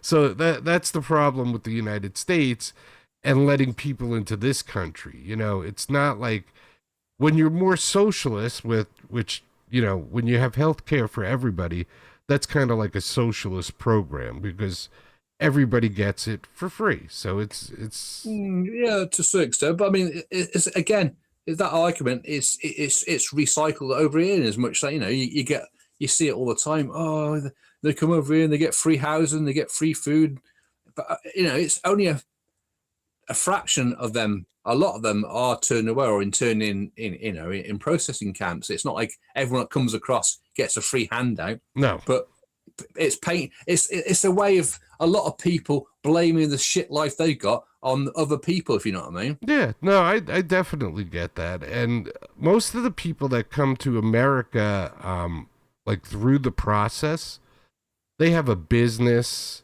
they have a job already set up when they get here. They have other family here that plans on helping them when they get here. So, that usually is not the problem. The United States, I think we try and give out a lot of money. We give out a lot of money to a lot of countries, to a lot of people. And unfortunately, here in the United States, we don't help enough of our own people, and they get pissed off, and then Yeah, they well, I start think shooting every everybody. country's got that as well. Yeah. I mean, the one the story you always hear, oh, we're giving all this money away to other people. We're not looking after our veterans who live who are homeless. Well, a lot of them have got mental health issues, and that's why they're homeless, because they don't want the help. No, that's true. So it's twisting the stories. No, But, that's I mean, there are pros and cons to immigration. I mean, if you look at like our NHS, our free healthcare. If it weren't for the fact we had a lot of doctors and nurses that have come across from, say, Thailand and other countries, we'd be in the same state as you now. We'd have to change to an insurance-based system, because wouldn't be enough people employed by the NHS, and we'd have to pay to get more people in to actually do the jobs. Because people, I don't know what's going on. Just young people now don't want to do trades anymore, like engineering and science and AI. AI is going to solve all that. See, it reminds me actually of 2000 AD, a comic I used to read as a kid. It was one of my big sci-fi influences growing up. And in Judge Dredd, in Mega City 1, which was the entire eastern seaboard of the United States, everyone lived in big city blocks, and you can be born, live, and die, and never leave your city block. But there's so much in the way of AI and robots helping that virtually no one worked, and so that's why they turned to crime and just tried to sort them out. But there's also the little quirks in the storylines and stuff, like they'd have like hobby clubs where they'd all one of the hobbies was washing up, doing your dishes, stuff that was mundane, boring work for us now was something that you did as a hobby in the future, because you had nothing to do with your life, because everything was done by robots or AI. Yeah, and you know what it is? It's just about being lazy. I mean, when my son moved in with me and he had to do laundry, I was like, the laundry mat is like 2 blocks away. I would go every Sunday and do my laundry. You know what he would do? He would drop his off on Friday and pick it up on Monday and pay someone to do his laundry. Oh, Dad, it's only $7 to have him do it. Yeah, well, that's $7 I need to pay a bill or something. So a lot of it's just being lazy, and not wanting to learn, or thinking it's not important. It's like, that's not important. I don't need to know how to start a fire. Okay. Is that Patrick? Yeah. How's his band going? The band's going good. He's actually wrote a whole bunch of new stuff. They got, I believe, enough for a new album. I already got like one song that doesn't have the lead guitar on it, and I had another song where I think the drums, he was going to redo the drums, but no, they're doing good. He's cruising right along. Brilliant.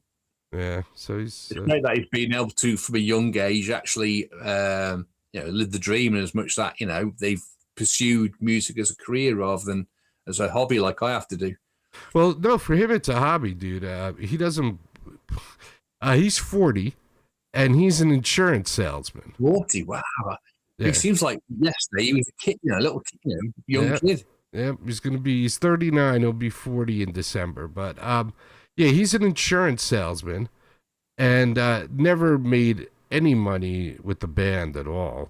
But he has all the recording stuff at home like you, and a lot of it they do themselves, because you got to be a do-it-yourself person, right? I mean, it made me laugh. I saw some guy going, "Oh, I'm trying to do a crowdfunding so we can raise £20,000 to go into the studio." I'm like, "What? £20,000? What do you need £20,000 for?" For coke. I paid heroin, man.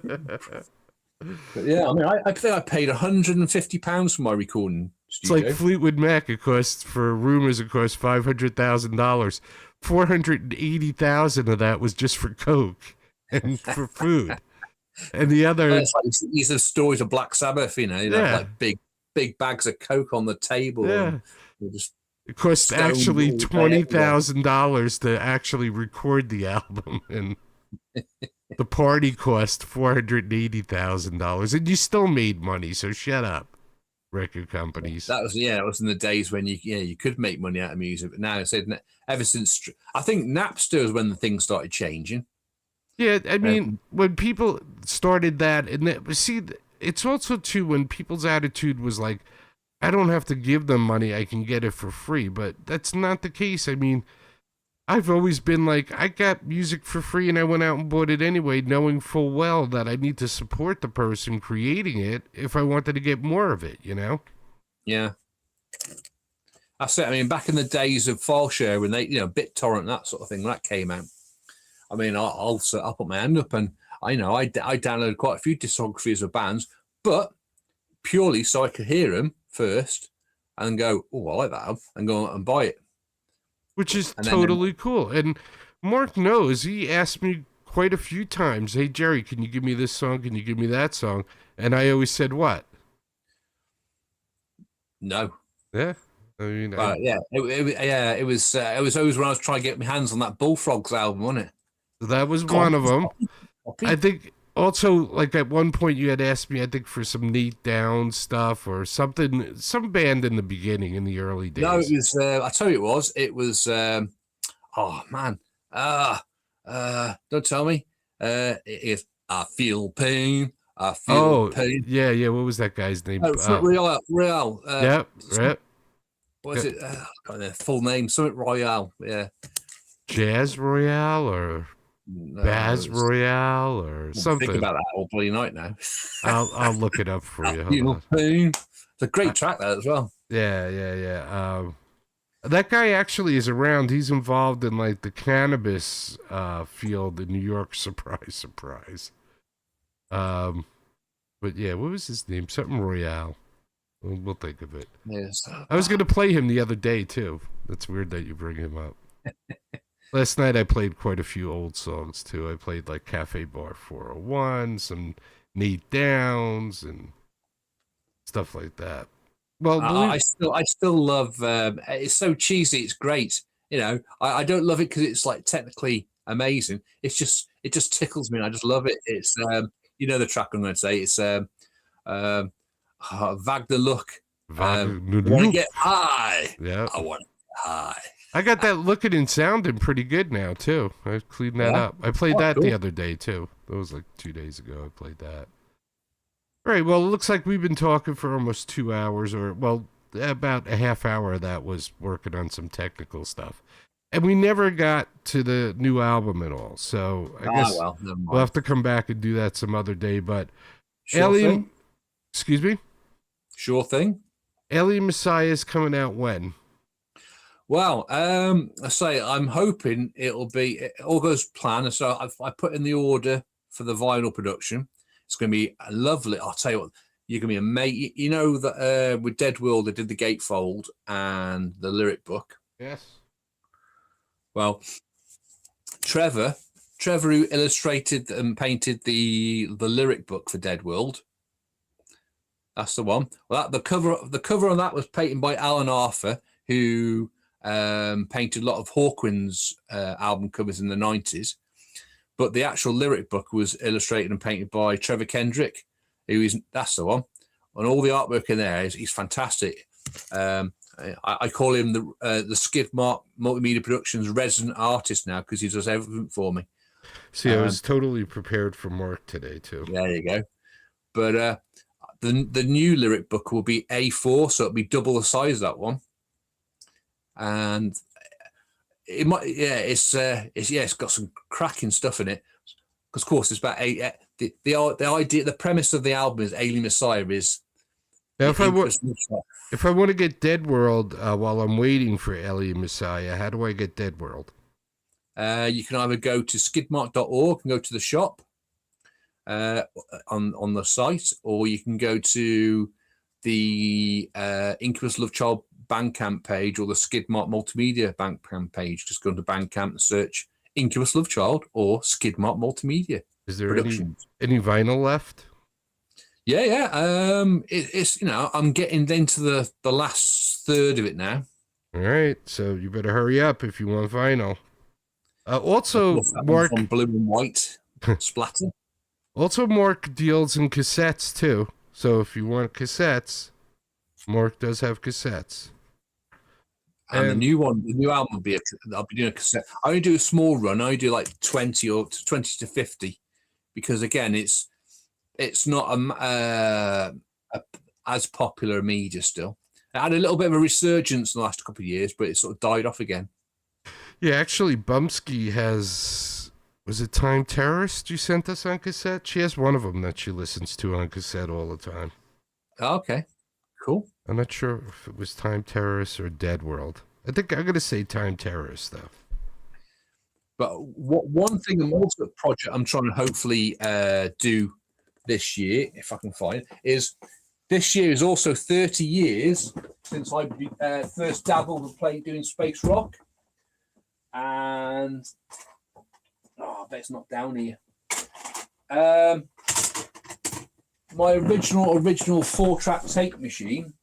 I was going through all the demos, and no, I can't see it. I found the original demo case that I designed for my first space rock album back in 1996, which I never actually produced in the end. It was going to be called Cyberspace Reality, and it had quite a few. Funny enough, it had a few demos on it, which actually ended up eventually being on Time Terrace 20 years later. But what I've found is loads of the old 4-track tapes, so I'm going through them slowly, and I'm digitizing them track by track, so I can build the song up and remix them, clean them up, and then I'm going to do a little release called, instead of being Cyberspace Reality, it'll be I've digitized the original cassette cover, expanded it to CD size, and it's going to be called Cyberspace Reality : 30 years. Because it's 30 years, not 25, 30 years. Yeah. It's 30 years. Look at that. Yeah. I'll be finished. Yeah, I'll be finishing my 26th year broadcasting in September. I know, it's just flown past, isn't it? Starting 27. And they said it wouldn't last a week, Skidder. What happened? I've still got a cassette. I recorded you playing on my Band of Gold the very first time in 2001. Do you have that digitized somewhere? No, but I could probably do that easily, you know? Yeah, if at some point, because maybe we should start playing some of that older stuff. I'll have to start pulling some older interviews and stuff like that, just to highlight some of the stuff that we did over 30 years. Although not a lot of people heard it, but I mean, it's there to be heard. It's up on the internet. I got thousands of shows floating around. What used to tickle me was every time I tried to play live on your show, it was something that would fuck up. We have not yet gotten a good recording of you live on the show. So that's something that maybe before Christmas time we should try and work on. So maybe after, like, you're done in August and September with the release, or whenever you release the album, maybe we'll shoot for something like for Christmas with some Incubus Love Child Christmas songs included or something. Yeah. Jingle hell, jingle hell. Yeah, stuff like that. Commercial time here. Give me all your money to the rat man with the big beard. Yeah, Merry Christmas, right? The Kinks. Father Christmas. Actually, I always look forward to Christmas. Can you start playing that Russian Christmas song? Which one? With the Russian or Ukrainian? That, yes, Daria. The legs and the red dress. Yes, Daria Dariskaya, which I'm not too sure about her either anymore, because like I see her, like she'll post something. I'm in New York. I'm here. I'm there. So I don't know. I don't know how Ukrainian she is, to be honest with you. Maybe she was born in the Ukraine and that was it. Yeah, because she duetted with. I think she was an American metal singer. I can't remember her name. The lead singer from Halocene. That's the one. Yes. Who also does a lot of... See, Daria and them, they did a lot of cover videos on YouTube and then try to do their own stuff, but I don't know. Guys are weird, and They're the ones who pretty much listen to music now. I think there's not a lot of women. Do you get a lot of orders for women for anything over at Skidmark? Yeah. Yeah, I mean, the thing is, it's the age bracket. I mean, I tend to be catering more for the older clientele. You know what I mean? Yeah, yeah. I mean, like, I think some of the female bands I play, like the Anti Groupies and um, the Anthem, what are they, American Anthem, I think, or something. Some of those newer female fronted and all female bands, I think, do have some female Plush, fans. I like that Plush. Which one? Plush, remember? Yep, I remember. I can't play them anymore because I started getting flagged on YouTube. Oh, it's a bummer when they fight for a label that starts shutting you down. Isn't it? Well, it's like a double-sided sword because, yeah, it's a bummer for me because I don't get to play them, but it means that they're becoming bigger. Well, And, true. you know, so it makes me feel good that at least I spotted them before, like Dea Matrona. I've been playing for 5 years, and they just played in front of 50,000 people opening for Sting. So Yeah, I follow them on Facebook, and yeah, they play some great gigs. yeah, so that's pretty cool to see, you know, that I knew when they were still in high school, basking in the streets. I knew, busking, right? Not basking. Busking in the streets. I knew that there was some talent there. So good, you know. And yeah, it is a bummer, though, to answer your question, yes, because a lot of those bands I miss, you know. Yeah, what happened to Mammoth? Excuse me? What happened to Mammoth? Oh, you missed it. I played like a double Mamut the other night. I played that song where they're in the middle of the street. And then, yeah, on the piano. Yeah, and then I played the live version of that when COVID was around and they did a live show. So You know yeah, what, members, they're still actually performing, are they? no, I think what happened was I guess finally it was just too many years because originally I started playing them. They sent me a cassette. I think they were like 14, and then you know they must have been in their mid 30s still doing it. And I think like the lead singer had a kid, and you know life starts getting in the way. I think. Yeah, that's it. Well, that's why. I mean, look at me. I mean, I started writing in the 90s, and just as I started to get into the recording scene, I end up getting, splitting up and meeting Sarah and getting married. And then we had, just as I set up our house, I set up my music room.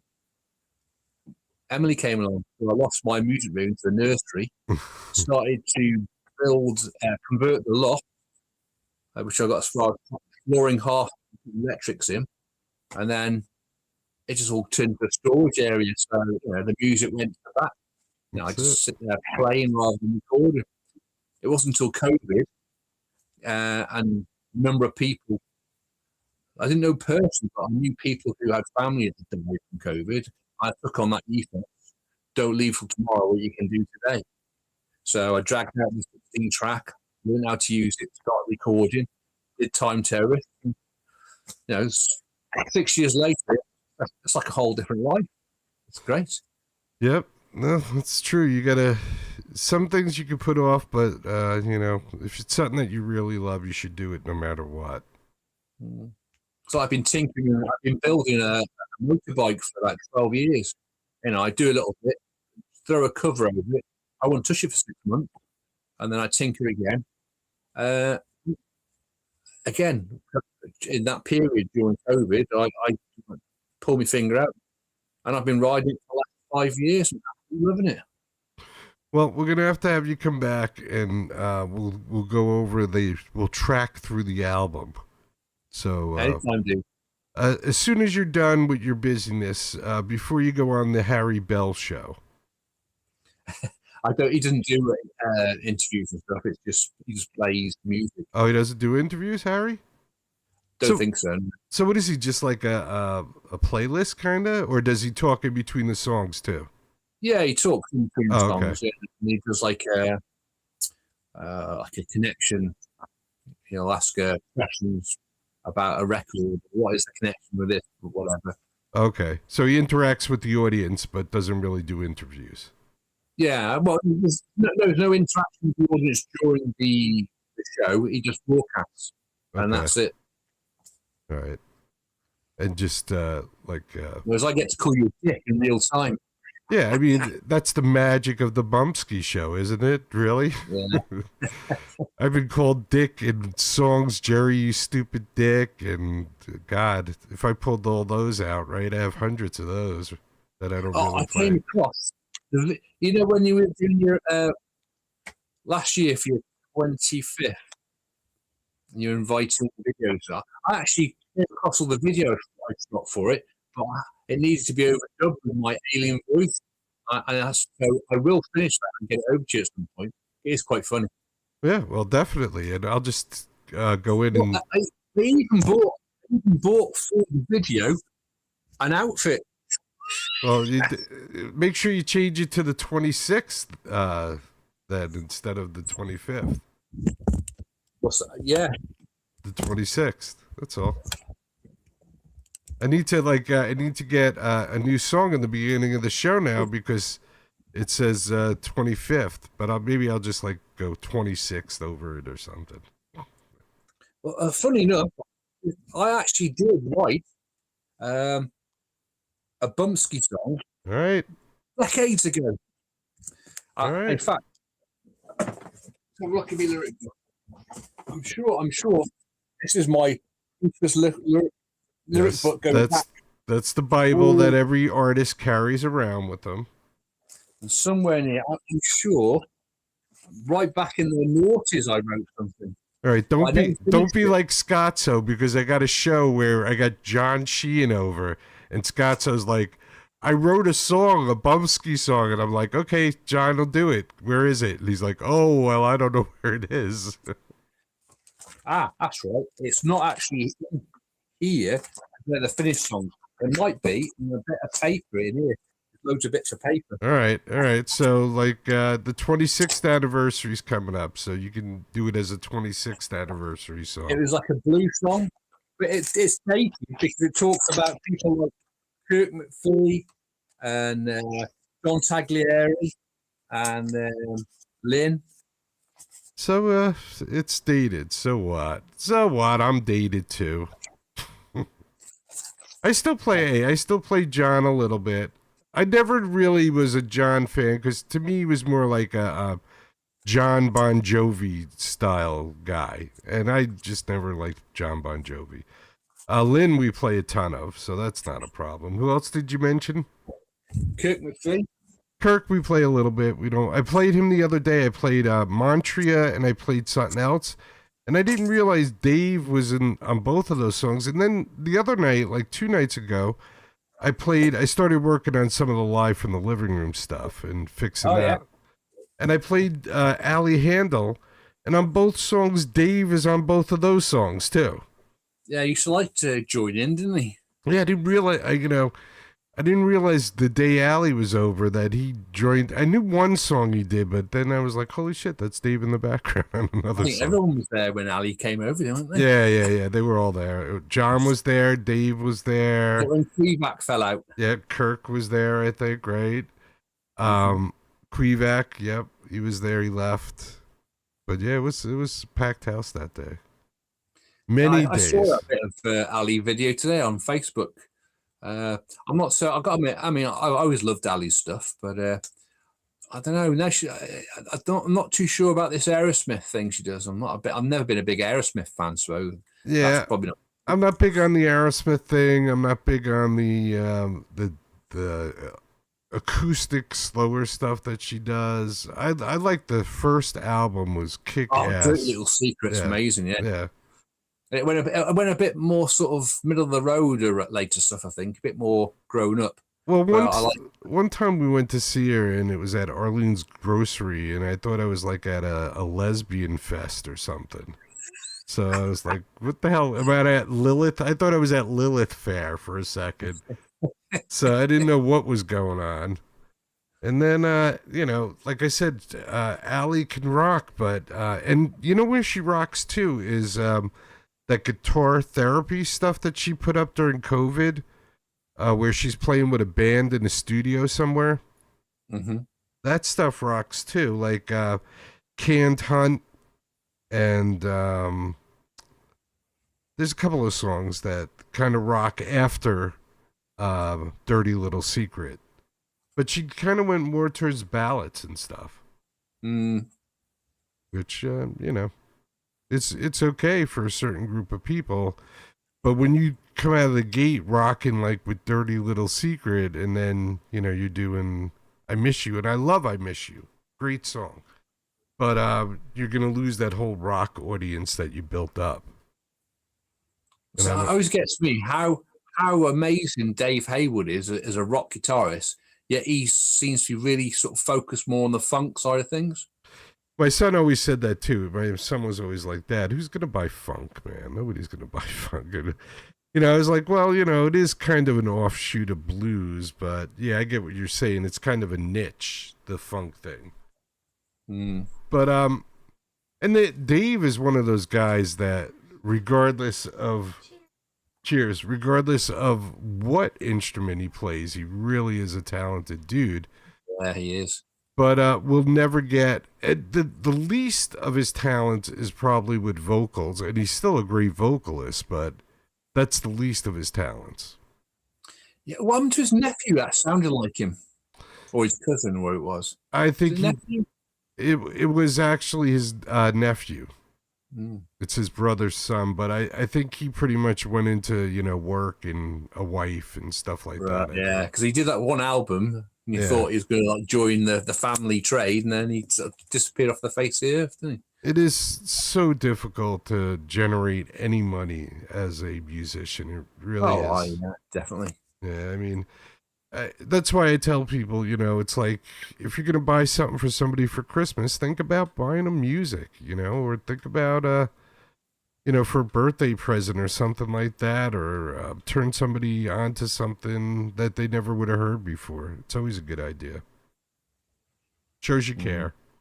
I see it. When I see it, that's the worst thing. They say teach your kids to play guitar because they'll never have money for drugs then. That's always a good joke. So it's like people say, "Oh, why have you got so many guitars?"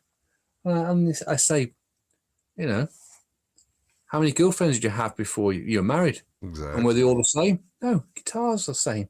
They're all slightly different. You know what I mean? And you still have yours. They all make different noises when you stroke them. Yeah. And you still got all yours. Where are their girlfriends?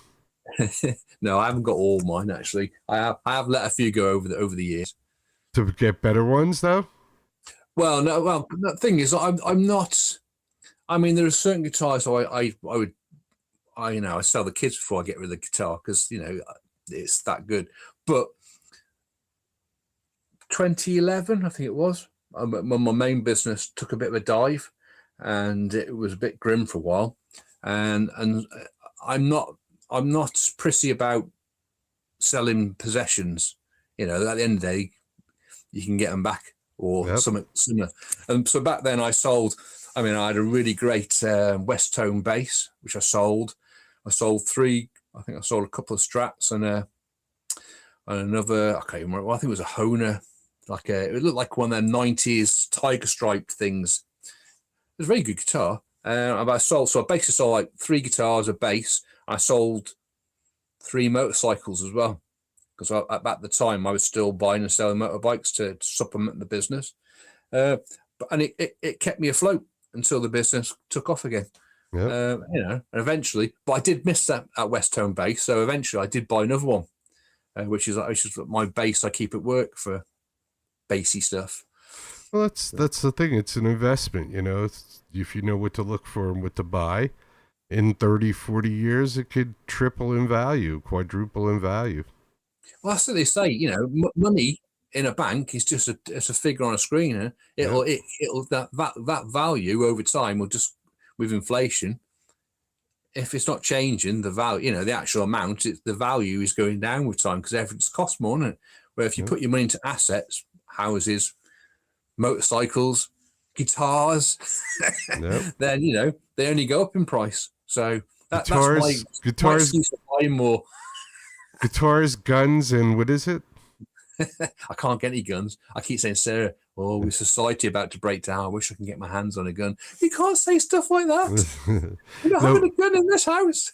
But Wagner, look, what's the name? Guitars, Guns, and Money, Oh is yeah, it? some guns and motorcycles. That's another good track. Yeah, Guitars, Guns, and Motorcycles. Yeah, that's it.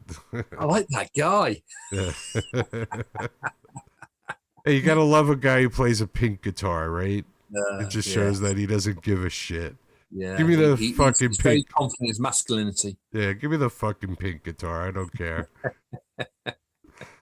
All right, so I'm gonna let you go before people start yelling at me for boring the hell out of them. But here's the deal: nobody made it this far. Nobody's watching this, so it doesn't really matter. Actually, Bumpskey tuned in, so Bumpskey's watching.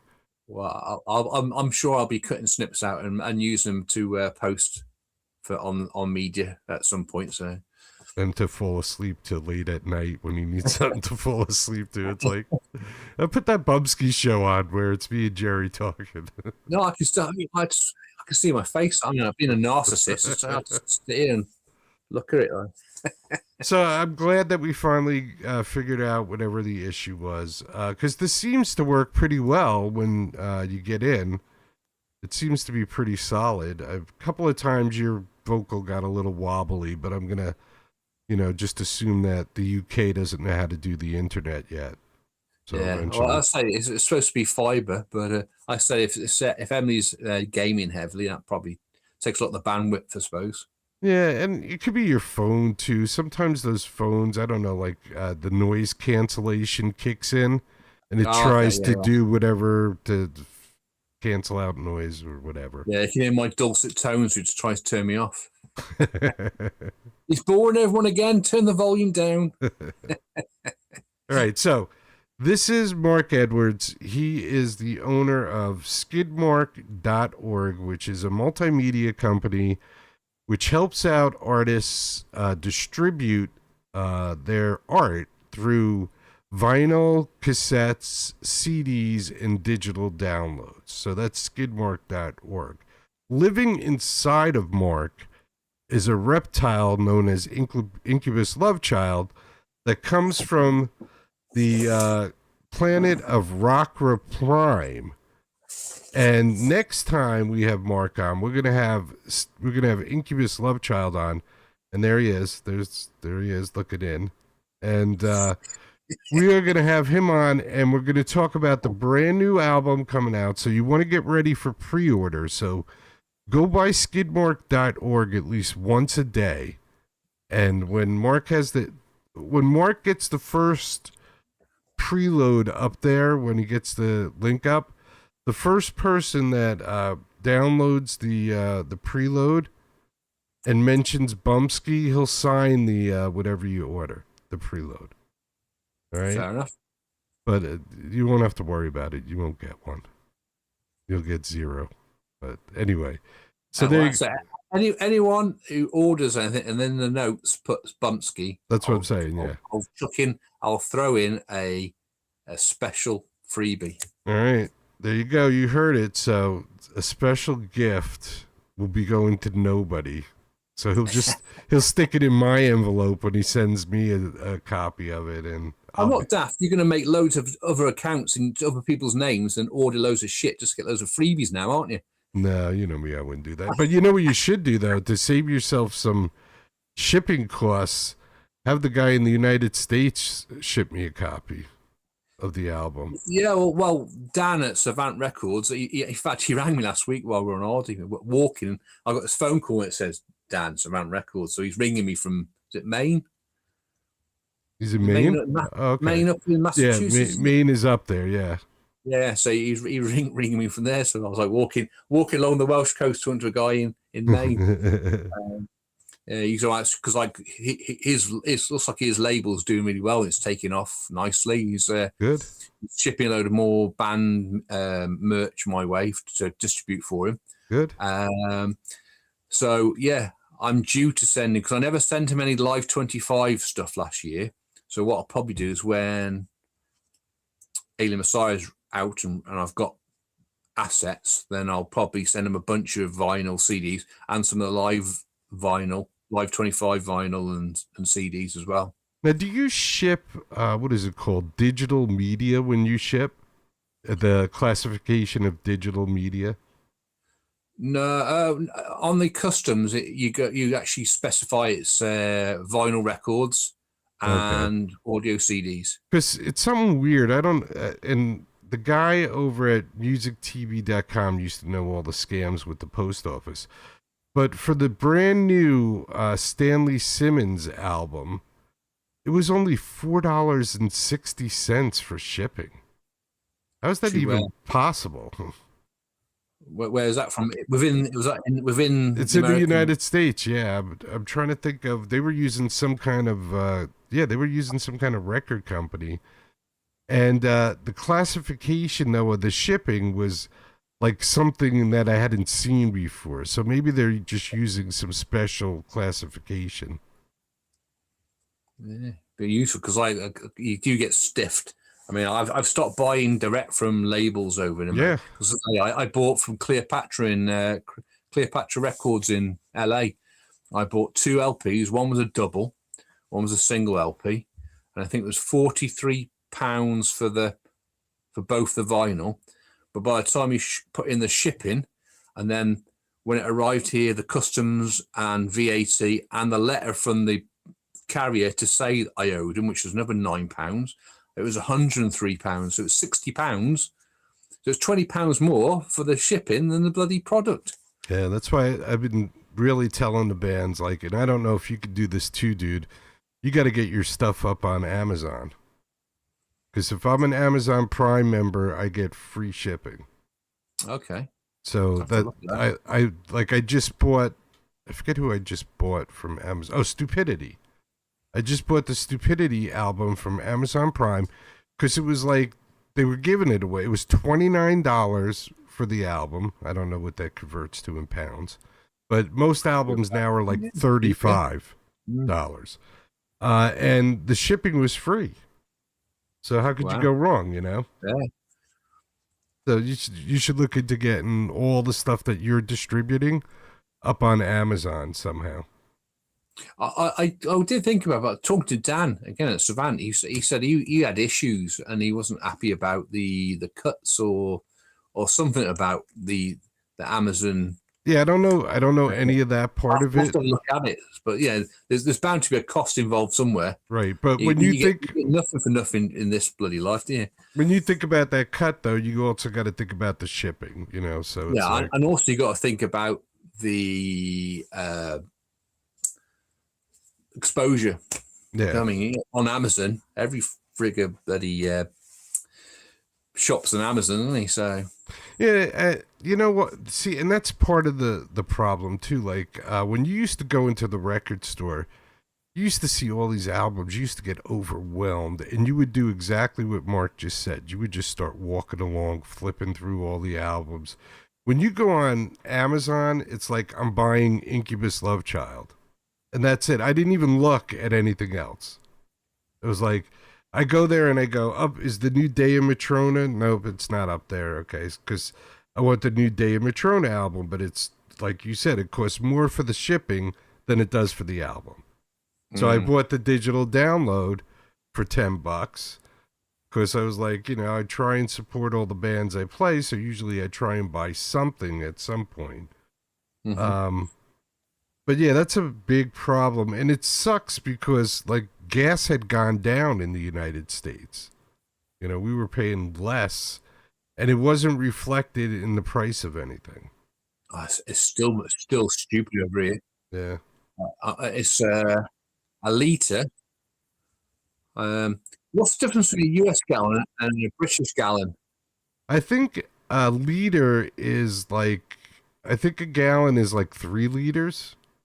Well, in a British gallon, there's 4.54 litres. Okay. I only know that because I used to work in an oil factory and I used to fill gallons of oil. So you know what? I think that could be what we are too. So 4 point something could be a gallon.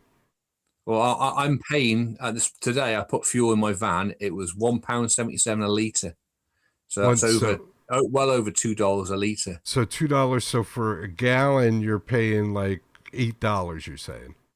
Well, yeah, almost like probably $9 and something. Almost, yeah, between 8.50, 8.60, something like that. Yeah. We're paying $4.09. So yeah, so it's hard. The thing is, we get stiff because like you actually look at the. I've seen diagrams showing the split of the tax, the actual retailer, the Who gets what? cost. Yeah. And the majority of that graph is always taxed by the government. Same thing It's here. Robbing bastard. Yeah, it's so funny with the gas thing here, because we were down to like $3.20 for a little while, and then it just bounced back up again. It's just the way, like during 4th of July, it got higher because they knew people were going to travel, and I don't know. I don't know if it really reflects we don't have any gas. And a lot of people use electric here. I don't have an electric car. Do you? No, I wouldn't have one either. I think it's a fad. Yeah, I don't like them. I had to laugh. I saw some graffiti on a bridge, and it says, "There are no EVs in Mad Max."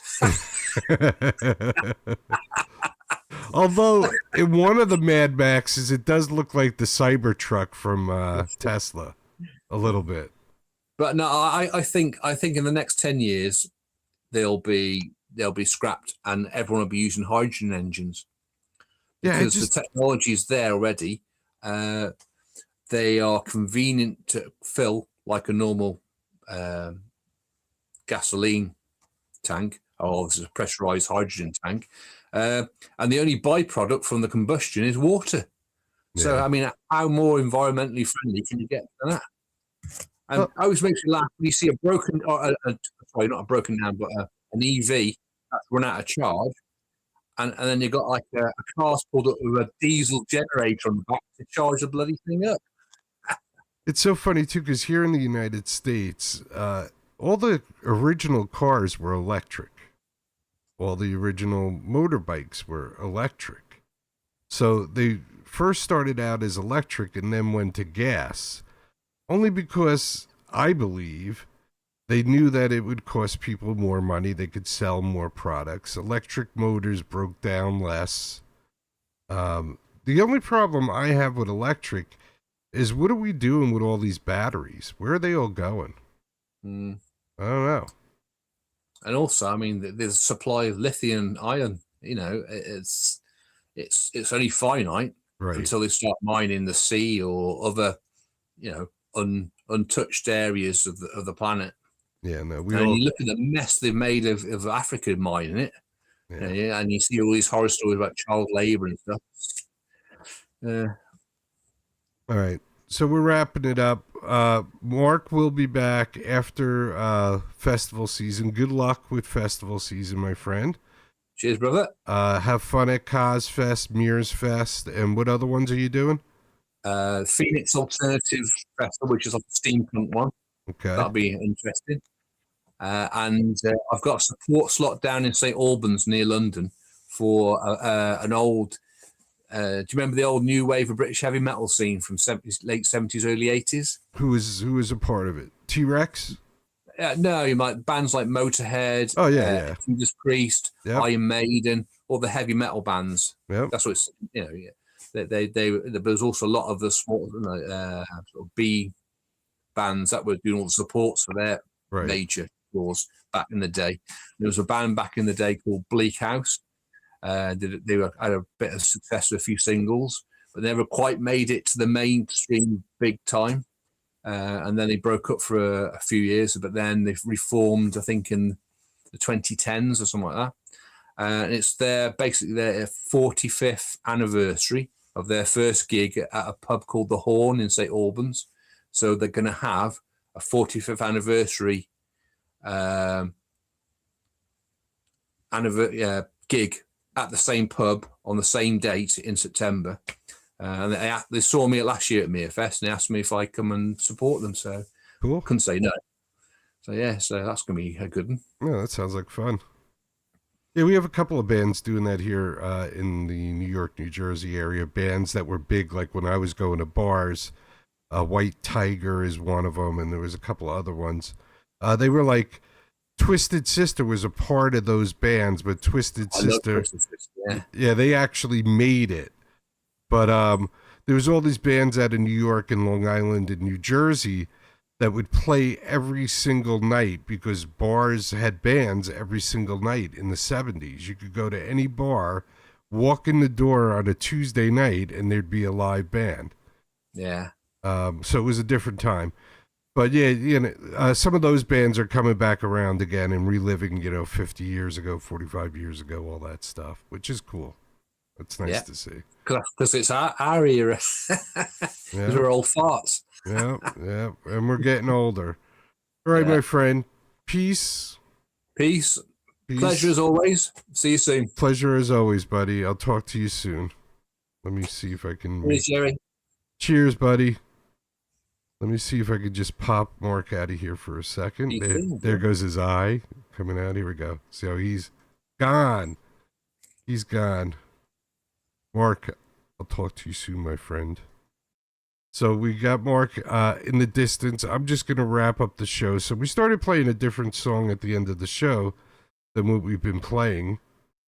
So this is Neil Fox. The name of this song is Sheep, because we're all just sheep.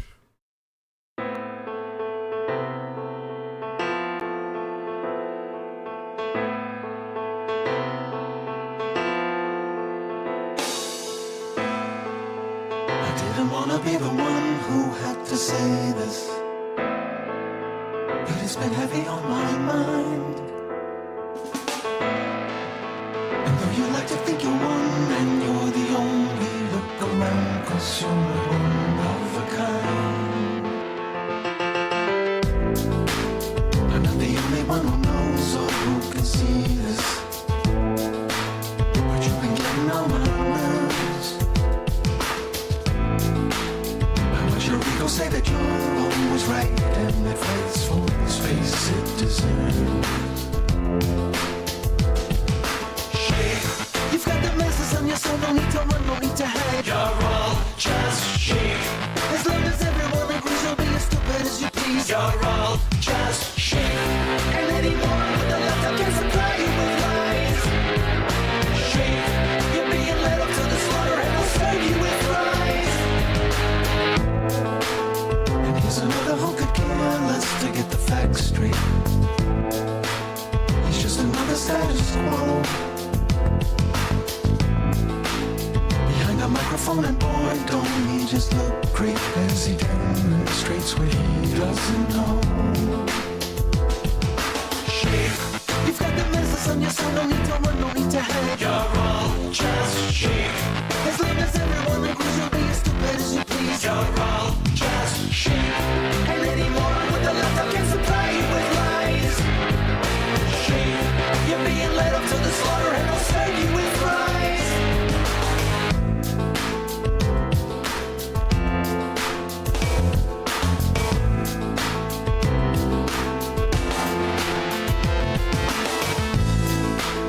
And though you claim to have the facts to back up your story, you never seem to hang around. You're so convinced that your opinion has some value, and only your view is so holy and profound. You wouldn't think to check a fact. You've never tried to lead the way. As long as all your fears are intact, freedom is the only price we pay for sheep. You're all just sheep. Sheep. You're all just sheep. Sheep. You're all just sheep.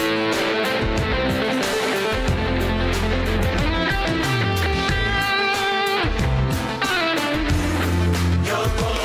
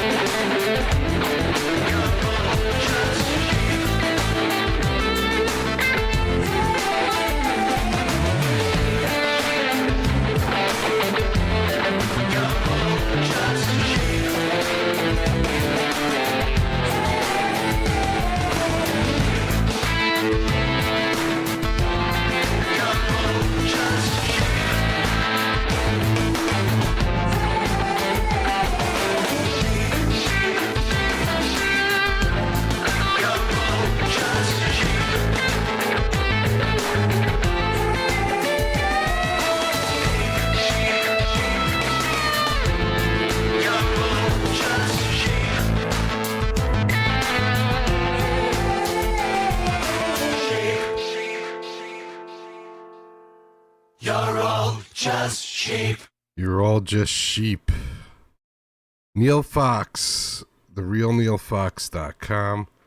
I want to thank Mark Edwards from skidmark.org and incubuslovechild.com for being on the show today. Thank you very much, Mark. It was a pleasure as usual. Don't forget, go to skidmark.org and incubuslovechild.com to check out Mark and what's going on at Skidmark and what's going on at incubuslovechild.com, which shortly should have a pre-order for the album, and the album should be out, I think Mark was saying by like September, October, something like that. So looking forward to that. Good show. Really good show. Peace, everybody. Oh, wait, I didn't do, so don't forget that you should be kind to people, care about people, take care of people, love people, respect people. If you can't do all those things at once, start with respect. And then once you respect somebody, you might care about them. And then if you respect and you care about somebody, if they need some help and they ask you for help, you might help them. And then if you respect, care about, and take care of somebody, you can learn to love that person. And it doesn't have to be in a physical way. It could be in the way that one human being loves another human being. That's right. That's right. It sure could. Isn't that amazing? Isn't that amazing? All right. Peace, everybody. Sending peace, love, music, and art around the world to anybody that will listen. That's right. We're trying. Maybe you can help us out. Always remember and never forget. Chicken parm time. It is truly chicken parm time at the Bumpskey Show. Get busy living or get busy dying. That's goddamn right. Peace.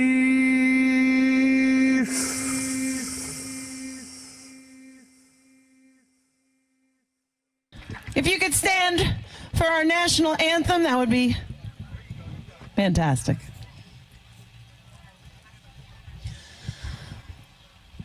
Oh, say, can you see by the dawn's early light what so proudly we hailed at the twilight's last gleaming, whose broad stripes and bright stars through the perilous fight o'er the ramparts we watched were so gallantly streaming, and the rocket's red glare, the bombs bursting in air, gave proof through the night that our flag was still there. Oh, say, does that star-spangled banner yet wave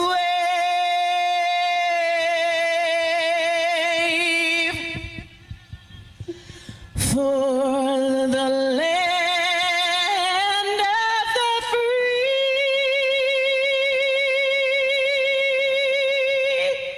and the home of the brave? God bless the USA.